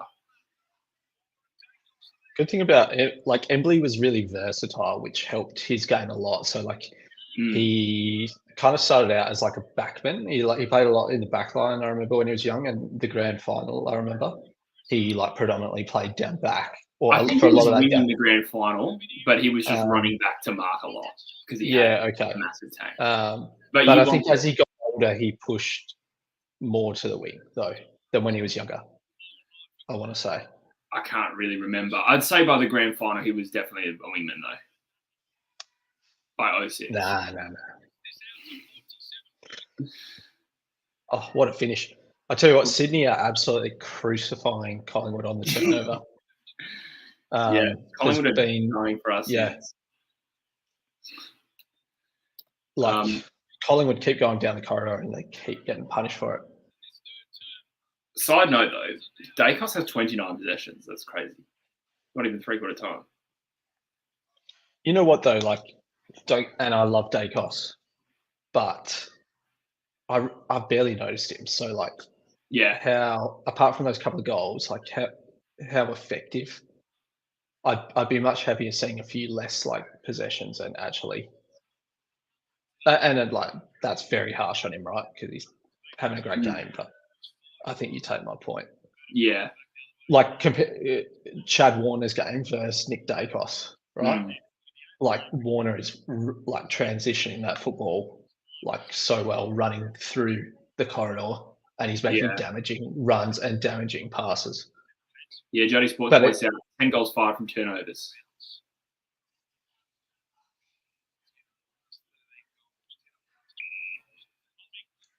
I think that's a big part of Freo's issue. Hey, I was listening to JLo the other day. Inability to win the turnover up the ground, which is why we always look like we're chipping it around the back line, because we're not winning it until it's in our back line. Yeah, And then the opposition's whole team is set up before us, and it's so hard to break through a team when they've literally got like their whole side ahead of you. yeah. You need to win the ball further up the ground, and that's what we haven't been able to do. It's the same thing with us in stoppages, like clearances. We get annihilated in clearance, or at least scores from clearance stoppages, rather. And it's the same thing. Like we get hemmed into our back line, and you hear people at the footy going like, "Oh, we're just playing this chip mark style again around the back line. They're not kicking it forward." And it's like, it's because we lost the clearance, and then the whole 44 players is in our back half. Like we got nothing. I always felt like AFL teams and fans could learn a few things from watching like the elite soccer teams like Barcelona, Man City, because you watch those elite soccer teams and they hold possession and they hold possession until a good option becomes available. And they don't panic. They don't say, "Oh, we got the ball, we have to move it forward. Like we're panicking. What are we doing? We're not getting up the ground." They just hold the ball and they don't turn it over. Like, because I feel like so many turnovers in your defensive half happen because you feel pressured to go up the field almost too quickly, or take that risky pass. For sure.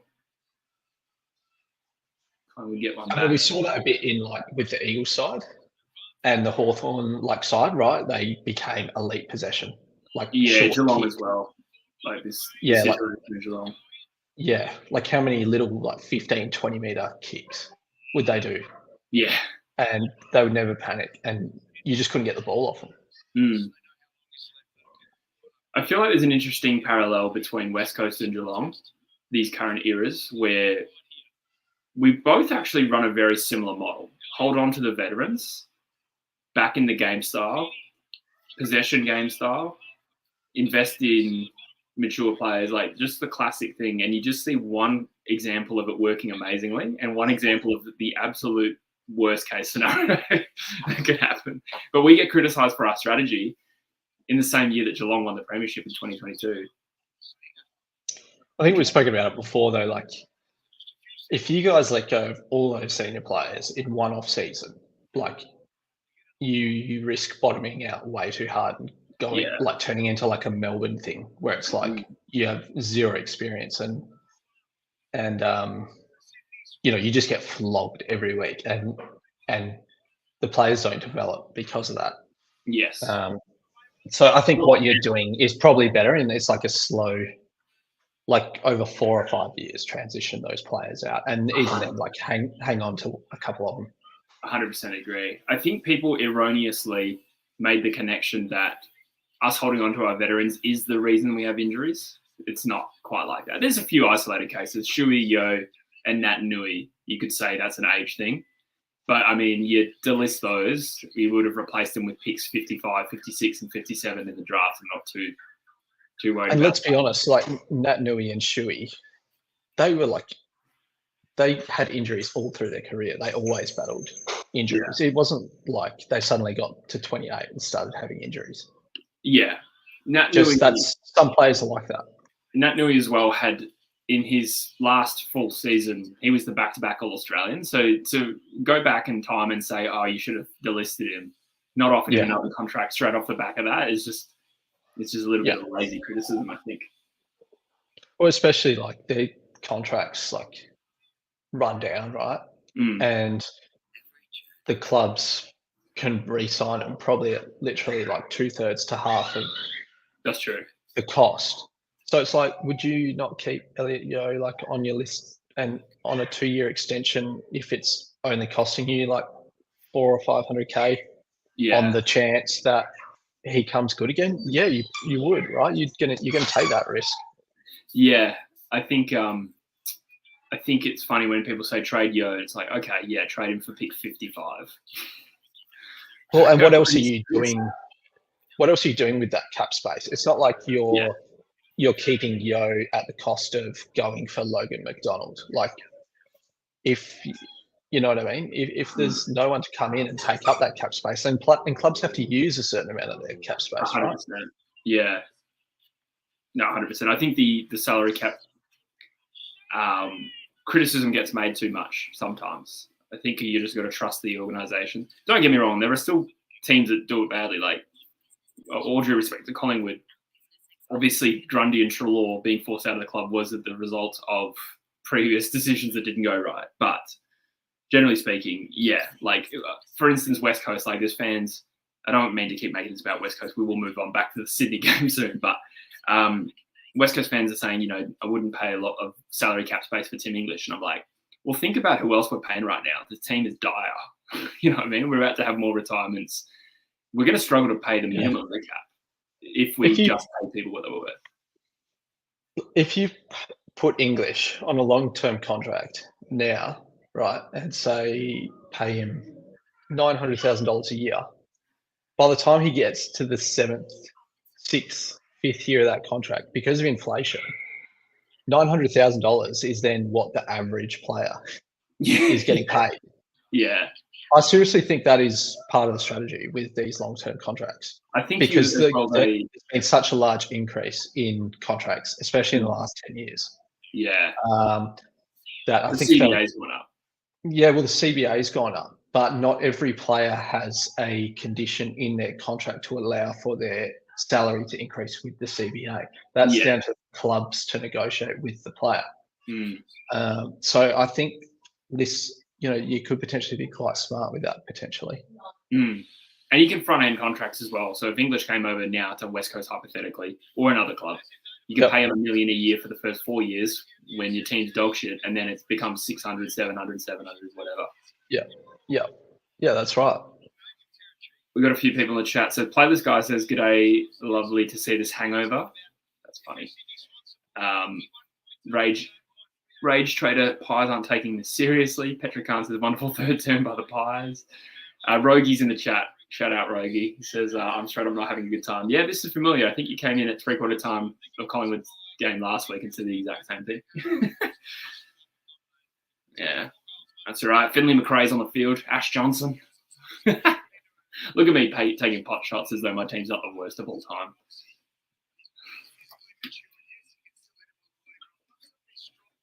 Yeah, Sydney team's looking strong.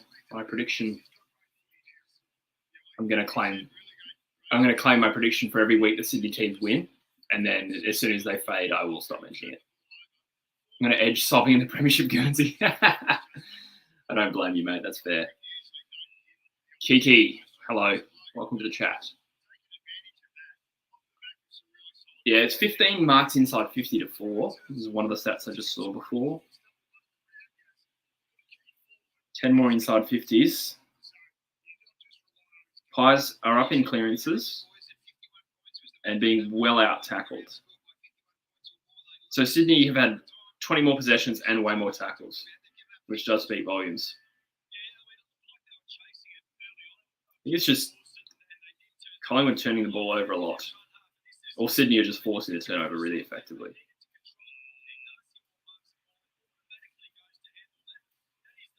Chad Warner has 3 goals. I didn't even notice that. Yeah, he's been elite. Yeah, he's definitely probably BOG at the moment, actually.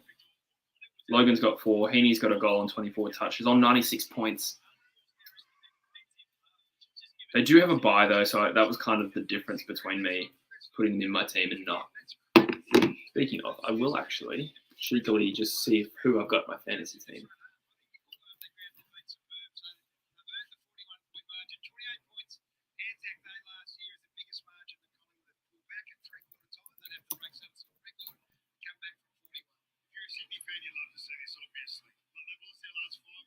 It's actually funny. I just like scrolled across my chat there and I saw Druzy commented in one of my group chats being like, oh, I love Schulz. This sucks for him.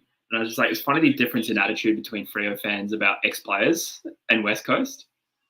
Yeah. I saw one of the comments for the Eagles playing Port this week and was like, I hope somebody knocks the bong out of Junior Ollie's hands. I was going to say, for what it's worth, I don't think Busher would be saying that about Schultz right now, would he? True. Like, Or Chera. I love hearing him go on about Chera. Hey? Yeah. So I've got James Jordan. He's on 54. Roberts on 44. Roberts is on my bench.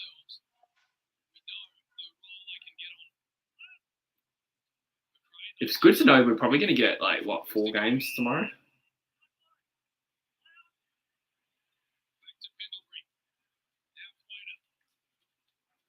Yeah, 4 games tomorrow. Can Collingwood pull off an incredible comeback?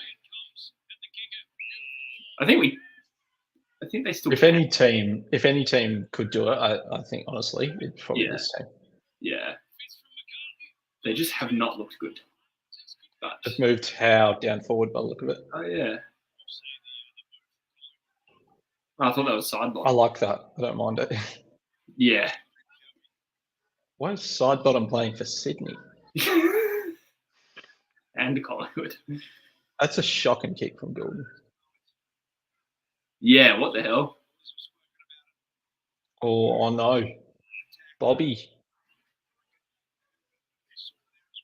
You can see side bottom cramping up. Hopefully that's just cramp for Bobby Hill. Oh, Pat Kaz also says side bottom looks injured. But I can't tell if that was a joke in reference to me. It probably is. Druzy meltdown over Chera was funny.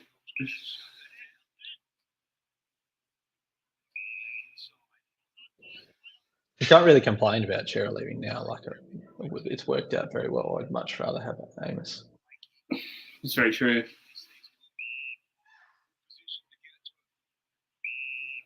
And you can flip Amos for a high draft pick. So. Yeah, that's right. Can flip him for a couple of second rounders. I wonder how our retention will go soon. Yeah. I mean, I raised it the other day, right? The biggest mistake we made was trying to flip Neil for another mature player when we should have just copped the L, taken the pick and gone to the draft. Yeah.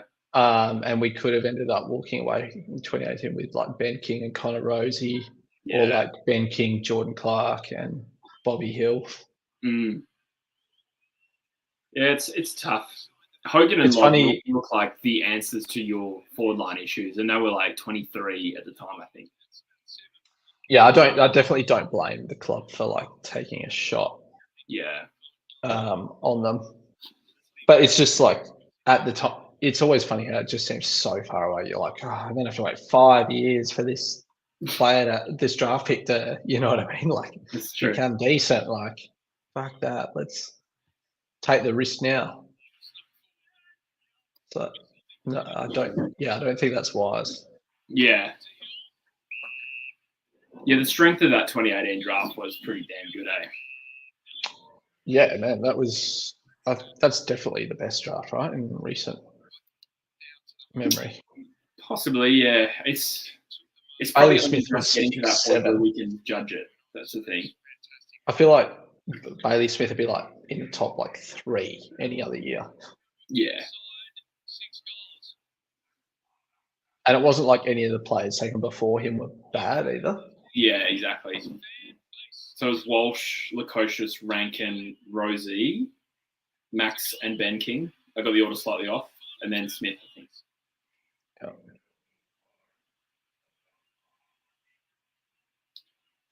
But even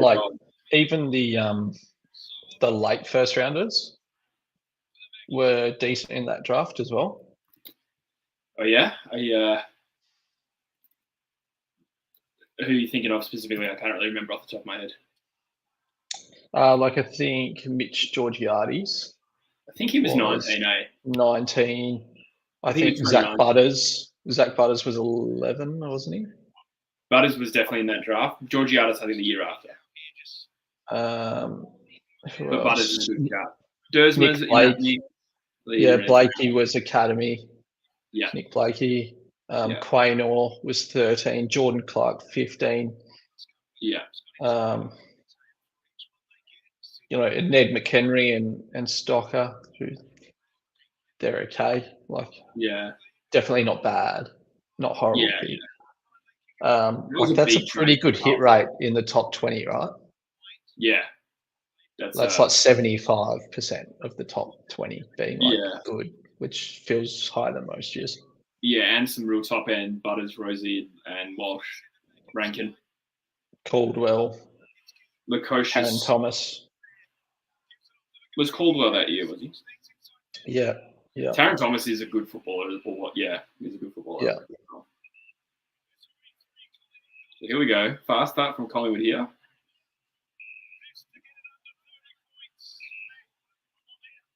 When was the last time both grand finalists from the previous year had gone 0-2? I have no idea. Definitely wasn't Geelong last year, I don't think. We beat Geelong in 2010, I think, round 1. I don't know if they won the next week. We've missed. Yeah, that's a hard one off the top of the head, but it's an interesting stat.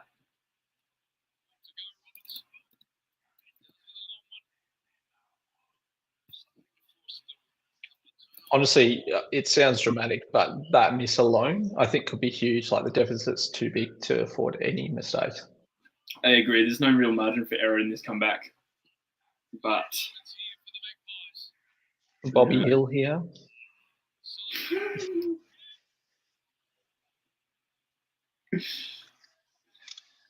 I'm watching through a VPN, so it does blur. That's my excuse.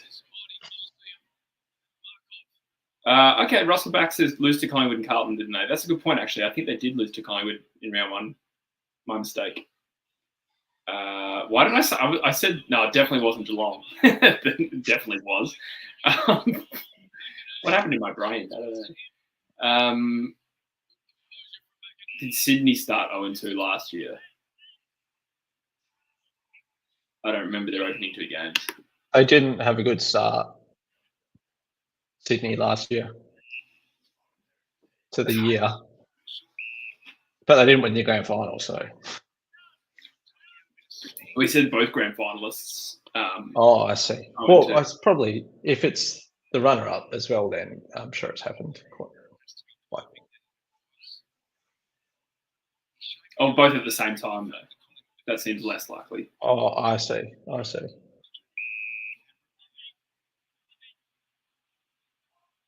McLean.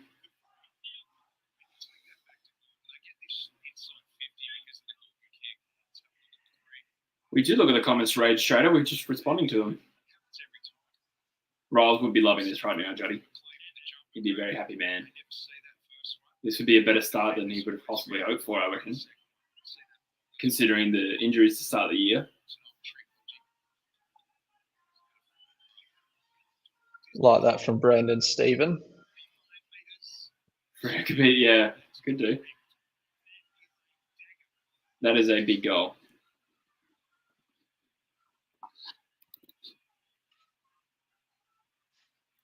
Rage Trader, no, we don't.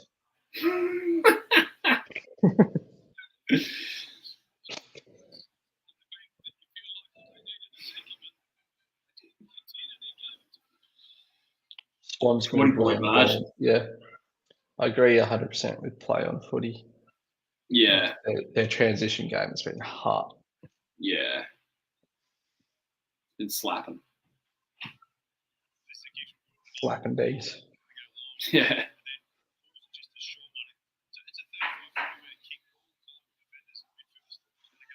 So Collingwood have St Kilda on a Friday or Thursday night, maybe next week. Saints and then Brisbane at the Gabba. Oh, to be fair, as much as we talk about 0-2 sounding bad, they have had a jam-packed start to the year. Like opening round did deliberately force some big matches. Yeah. So all the best teams play each other. Obviously, there's going to be a few that start poorly. That being said, let's not forget they are 40 points down against the undermanned Sydney, so it hasn't been good either. But tough fixture for sure. I've made a lot of mistakes tonight, I reckon. The Pies, they're just a bit, look a little bit rusty. For sure. Shorter pre-season as well. Shorter pre-season in Sydney, who went out in week 1. That could be a factor. That's the thing about Collingwood. Honestly, sometimes like I feel like last year I'd look at their list, they're like 22, and I'd be like, there's definitely stronger 22s in the league than this. But their game plan, like their execution was just so good. Agreed. That like, yeah, they were unstoppable. Sydney just made a built website with Wix. I know. I think J-Lo was commenting on Backchat the other day. He said, like, we know what Collingwood does. Like, it's not like we don't know what their tactics are. Yeah. We know 100% what they're going to do. It's just a matter. You just can't stop them, though. Yeah. A little bit like Geelong and Hawthorn, really. Like, yeah. like, good. Yeah. It does. Sorry, just James Juddy Sports says James Rowbottom is so underrated. He could be one of the more underrated midfielders, I reckon. He's one of the biggest tacklers in the league, I think. Yeah, he is. He is decent. He shout for Pommy's most underrated. Yeah, considering he's young too. Like, he might even be 2018 draft. I know this is going to sound really almost stupid and painstakingly obvious, but I think Sydney we probably have no idea who the most underrated player is. Yeah. Do you know what I'm saying? Like, of course. Yeah. Could be Will Hoskin-Elliott. Or there'd be players that are so like crucial to their like game plan, like because they're pressure forwards or something. Yeah, exactly. Who just don't like your Sam Switkowskis of the world. Yeah.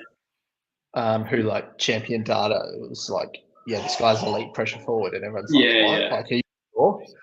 That's true. Or like, honestly, Bush's man, Jai Newcomb, like that's what Bush is missing out. Like, yeah, because to have that many contested possessions and be that elite in ball using is like very rare. Agreed. Jamie Cripps, it would be our yeah, he'd be a good shout actually for the last like 5 years, I reckon. Yeah, defensive running in particular goes untracked. Yeah. Matt Cottrell's not a bad shout either from Juddy Sports. Still kicks goals as well. Cripps. Yeah. Play on Footy points out Collingwood have the oldest list in the league. Yeah, so looking again like at their contract statuses, like Sidebottom, Pendlebury, and Jeremy Howe, all 33 or 34 out of contract this year. Pendlebury's 36.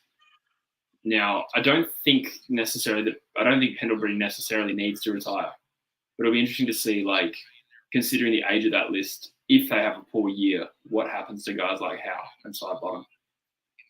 I mean, they're both still best 22, but they also don't have a first-round draft pick this year, so maybe it's not the year. Yeah, I feel like Jeremy Howe is someone who could be up there, I feel like. Yeah, like his, I think, importance to Collingwood is massive. Yes. And I think as a key back, he's probably a lot better than he gets credit for. Yeah. Yep, I don't mind that call. They've got a few underrated players. Like, that's kind of how their system works. Like, role players. Like, even Nathan Murphy is probably an underrated key back. Yeah. A lot of their players probably... So I remember when Dan Butler moved to St Kilda. And Dan Butler was like often like a real fringe player at Richmond, right? Like real in and out of the side. And I was like, Dan Butler, like, why are Saints trading for Dan Butler? Like, Mm. and then he comes into Saints side, and it's like he's their best forward. Yeah.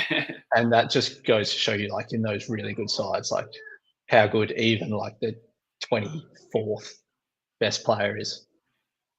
Yeah. So, and I think a lot of the Collingwood players would probably be similar, right? Like, Yeah. Jack Crisp is probably like walk-in top 3 midfielder for like half the teams in the league. Yeah. Just Yeah, he's very good. Mark Robertson says if the Pies had selected Billy Frampton, they'd be up by 20. That's true. He does have the propensity to kick 10 goals. Nah. Oh, Heaney, what a game.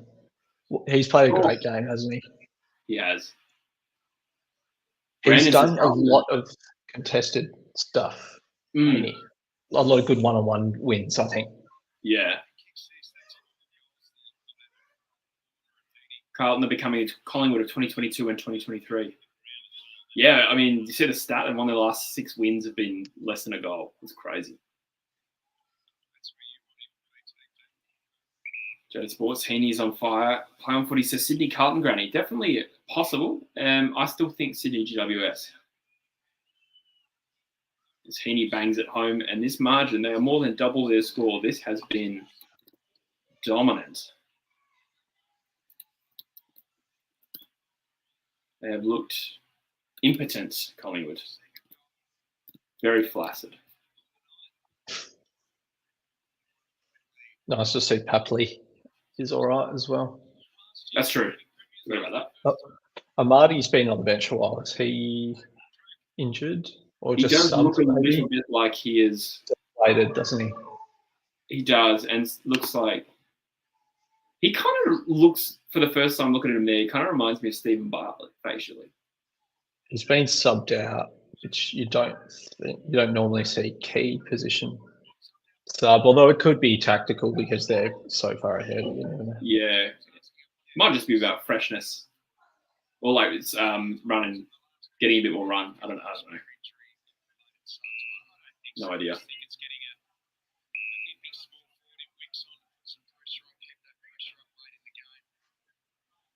I haven't even really noticed Grundy. Yeah, Grundy, to be fair, Cameron's played a good game. Yeah. On Grundy. Cameron's had 16 disposals, 11 contested, and 20 hitouts with 5 clearances, which is a good game against Grundy. Grundy's on 38 fantasy. I captained him in my classic. To be fair, I mean, I was like, he's up against. You consider the opposition. After last week, I was like, he's going to annihilate these two, and he's going to play the whole game as a ruck. I mean, he's matched him for hit out. Well, he's matched Cameron, but between the two, Collingwood have won the hit outs. But yeah, no presence around the field at all. Well, Logan misses to the right.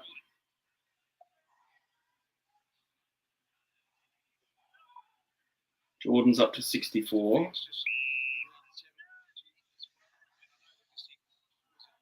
Here's Roberts. I'll just be back in 2 moments. Okay, mate. 55. Play on Footy, also Captain Grundy. Wow. Battle of the Bridge with Granny would be cool. I think it's funny, though, like, Melbournians would probably hate that. I don't know what grand final week would be like. But then again, we haven't had a non-Victorian grand final for years. Like, 2004, I reckon, was the last grand final with no Victorian team. If I'm not mistaken.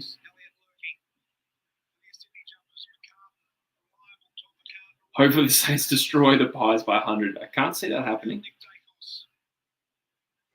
Yeah. But that would be mad, wouldn't it, for the narrative? I rate the Saints, personally. I think they're a good side. Agreed. I just don't think 100 points. No, I rate the Saints. No, you need to understand, mate. 2004 was the first. Oh, sorry, yeah. I forgot my own team's grand final. What the hell? 2006 was that? Excuse me. Yes, I did forget Pat Kaz. I've been patchy on this last stream. I've forgotten like really obvious details for a couple of things. I can't remember what the last one was.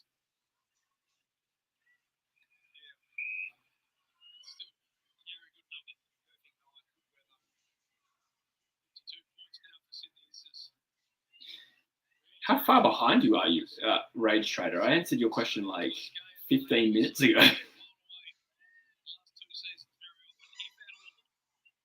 I'm a Crows man, but I feel that the Suns will have to win over. He's not going to know that for 15 more minutes. Yeah, no. No wonder he didn't think we were responding to the chat. He's like, he probably paused it 15 minutes ago.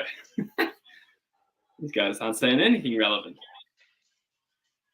Mark Robertson's a Crows fan, but he reckons the Suns have a win. What are the Crows' injuries? I do think that's just a bad time to play Gold Coast. Like sometimes it's a bad time to play teams. Well, Tex is a big one. Tex is not made the flight.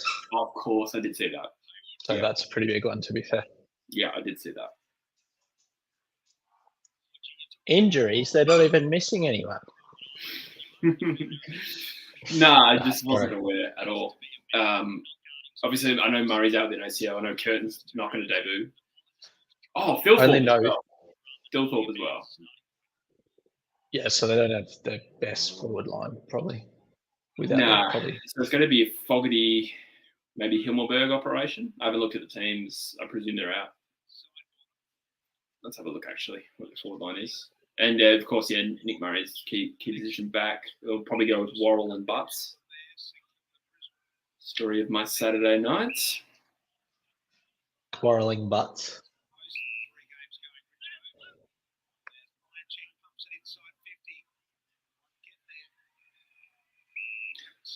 I'm starting to wonder where Rage Trader gets his name. What do you think that's based on?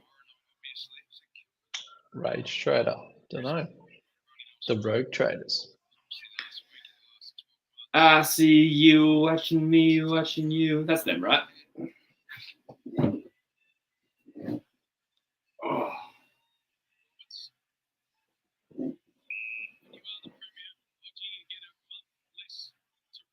The Crows wish they played the Pies. Yeah. Oh, yeah. I mean, the Crows have played well at the MCG last time they played Collingwood. I think they only lost by a point or two. Oh, Nat Bass, Patcast. She was hot, actually. That was a bit of a childhood crush of mine. Bassingthwaite? Play on footy, Eddie's blood pressure.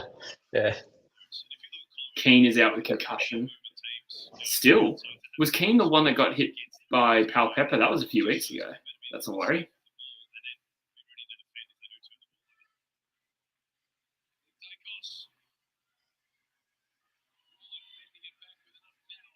Right, here we go. Field. Adelaide's forward line. Fogarty, Burgess, Gollant. He's actually been all right, Gollant, but obviously a bit unproven, I think. Himmelberg's an emergency. Who? Gollant, Lockie Gollant. Gollum. Yeah, he wasn't bad. I preferred him in the Two Towers to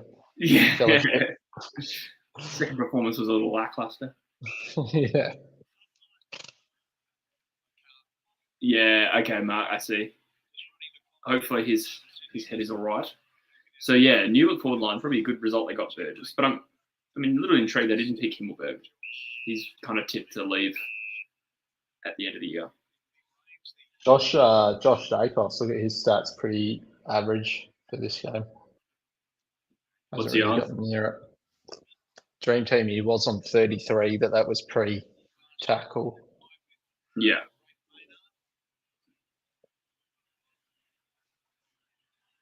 I feel like most points now. Sydney have kind of beaten Collingwood at their own game tonight, haven't they? Yeah. Football. Like turnover, corridor. Yeah. Crisp as well. He's had a very quiet game, 15 disposals. they've really dominated the midfield side bottom. Not many. Yeah. Josh Dacos has had 14, Lipinski 16. Like those Collingwood mids, they got to get more of the ball, really, right? Yeah. Otherwise, they're going to lose this. 78,000 is pretty good attendance. I suppose it is the unfurling of the flag. First home game.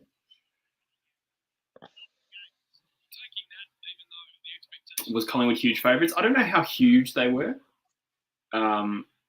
In terms of I don't think they were huge. I thought they were slight favourites.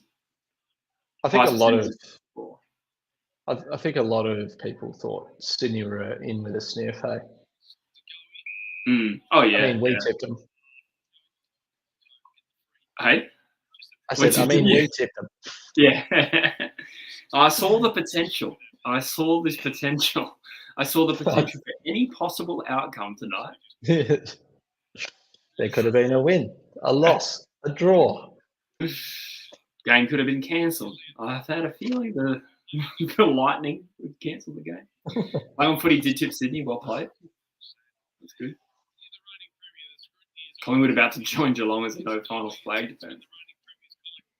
It's I have to say it's a little bit satisfying. I remember getting a couple of comments for putting Collingwood fifth, even though I said like I'm just tipping a random slider here, and I backed it up with a little logic. But I was like, you're just a Collingwood hater, bro. And then you go to another comment on another video, and it's like, you just pander to Collingwood. You can't win in this space. Let's be honest, like the ladder predictor where you predict the ladder being exactly the same as last year is the worst ladder predictor video ever, right? Like, it's the only one you can guarantee to be wrong. Who's going to win the premiership? Collingwood. Who's going to win the flag? Brisbane, I think. Yeah. By minimal points. Minimal points. Big Gherkin says, geez, Collingwood's like Jesse on a Friday night. I am potentially going to get a bit Collingwood tonight. We're going out. Me too. I'll be at a Bucks party this weekend. Oh, true. Is that a friend's name? Yep. We can say his name, Polly. Yeah, sick. I heard a little bit about that through the grapevine. That'll be fun. Give him my best. Say True Footy sends his regards. He'll know what that means. I'll say True Footy is walking with you down the aisle. I'll just whisper it to him just like 2 minutes pre-wedding. He'd be like, who the hell is that? And he'd be like, I don't walk down the aisle. The bride does that. Yeah. And Joycey, you're not invited. I'll say it on the phone. Yeah.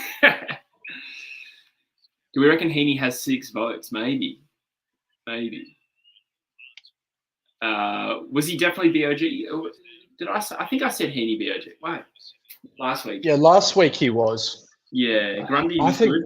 But... this is something I think Warner's been really good too. I'm not saying Heaney's the wrong choice. Yeah.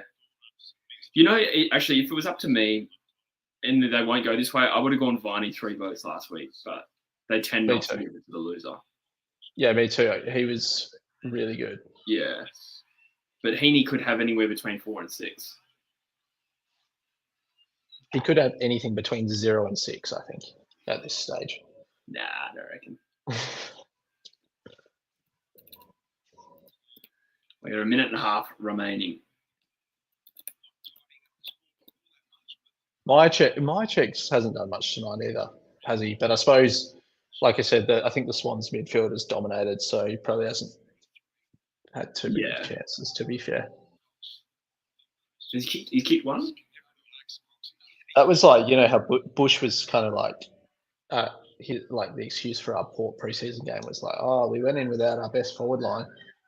But it's like, we barely even got the ball up there in the first place. Honestly, we could have had like Buddy Franklin and Tony Lockett up there and we would have been beaten by like 50 points in that game. Yeah, true.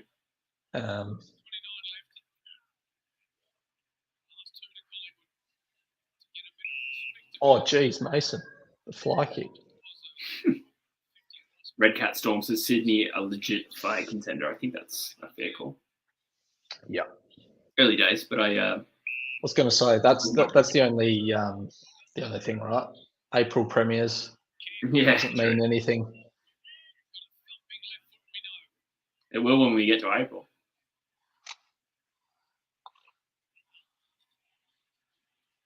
Heath Sheehan must be very happy. Friend of the channel. Big Swans man.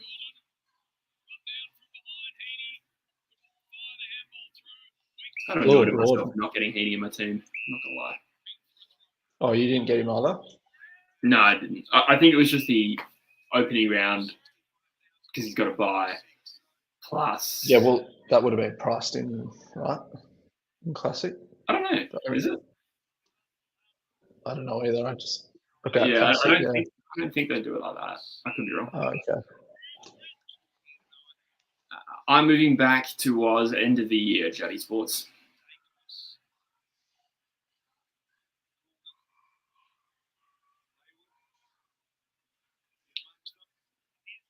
Collingwood could get a late consolation goal here as side bottom weaves through.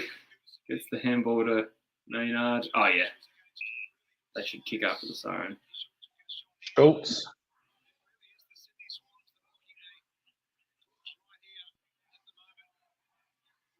This is a big win. Big win. Kind of reminds me of like 2021 when Sydney started the year with a big win at the Gabba and then they beat Richmond at the MCG, which seemed like a big deal given they were premiers the year before. They're good at the MCG, which bodes well for finals. Sydney have they got Bombers in Sydney next weekend, so they're probably going to go 3-0, 3-0. Week after that's a tough one. Richmond at the G.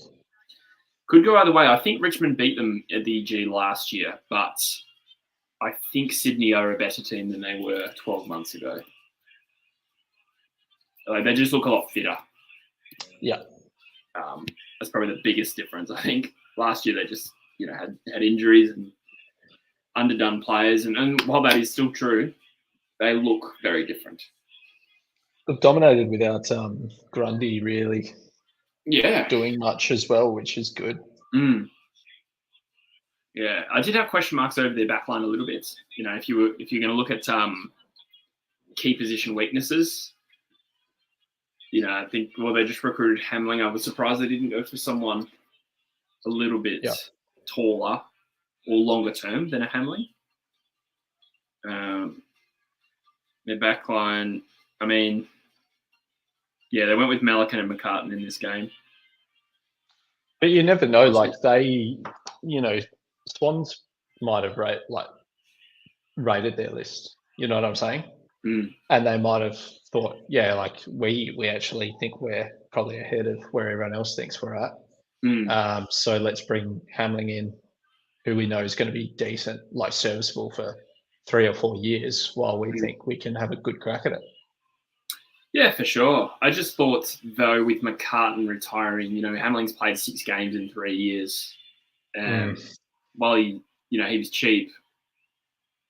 It wasn't a massive criticism, but it was just a little bit curious about that. I was like, don't know about I honestly don't think the difference between Pearce and Hamling was big, hey? Yeah? I think, I always thought Hamling was decent. He's just a victim of Pearce being just slightly better. Yeah. I guess the thing with Hamling is he can only really play lockdown. Yeah. So, you know what I mean? You can only really have one of those in your team. Yeah. Sydney have had 2 opponents with weak key position forwards. It'd be interesting to see how this key position thing. I really if they play like that, if they play team football like that, it's not going to matter too much. But I do think, it would have helped Collingwood to have a tall, clunky mark who could at least bring the ball to ground in this game. But either way, Sydney were better all over the field. So it's a little bit of a warzy or woozy. Sydney would probably be loving this in terms of retaining those players like McDonald and Goulden as well, right? Yeah. If they're in with a shot at the premiership, they're not going to be. Those players aren't going to leave. Yeah, that's true. But the Jamara chase that they've got is interesting to me because it kind of implies they might know that Logan's going. I don't know. Yeah. honestly, the Logan one wouldn't surprise me that much. There's some people who are very, very confident. Yeah. But who knows? People talk a lot of crap too. Yeah. I mean, they could work like easily playing the same forward line. Maybe Sydney can afford it. I don't know. It's an interesting one to play out there. All right, guys, we'll probably wrap up the stream fairly shortly.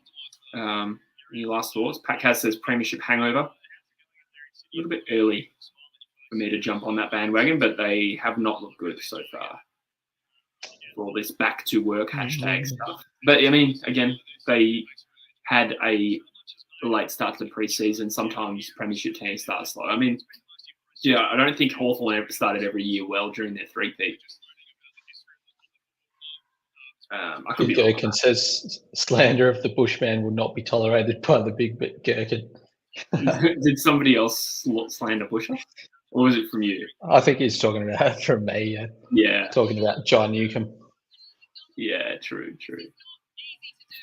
I mean, fair. Yeah. Swans made the grand finals in even years. Yeah, 96, 12, 14, 16, 22. 05 is the outlier there. But yes. Oh, and 06 as well, I think you missed. Not really legit chance at 0-4, as in Collingwood. Yeah, that's the thing. Like, if Collingwood do go 0-4, lose to Saints, I'd probably tip Brisbane at the Gabba. The stats definitely be against them. Because they play, yeah. Other than to say, I just think the fixture is probably unusually crammed with tough games. I don't think it's a tough start. It's pretty unusual. Like GWS away, Brisbane away, Swans with their form, like for sure. Bad performance, no doubt, but we'll see. All right, guys, we're going to. There's a few Gherkin comments. We're going to wrap that up. Thank you so much for being part of True Footy Live once again. I will be back here Sunday morning, 5 a.m. my time, to watch the Eagles get pantsed, and not in a good way. But Joycey, thanks for being on the channel. Thanks, Jesse. Appreciate it as always. And yeah, people should like and subscribe. Thanks, mate. Yeah, we'll be back sometime in the future to do a True Footy Live together anyway. But for now, thank you for watching, and we'll see you in the next one. See you guys.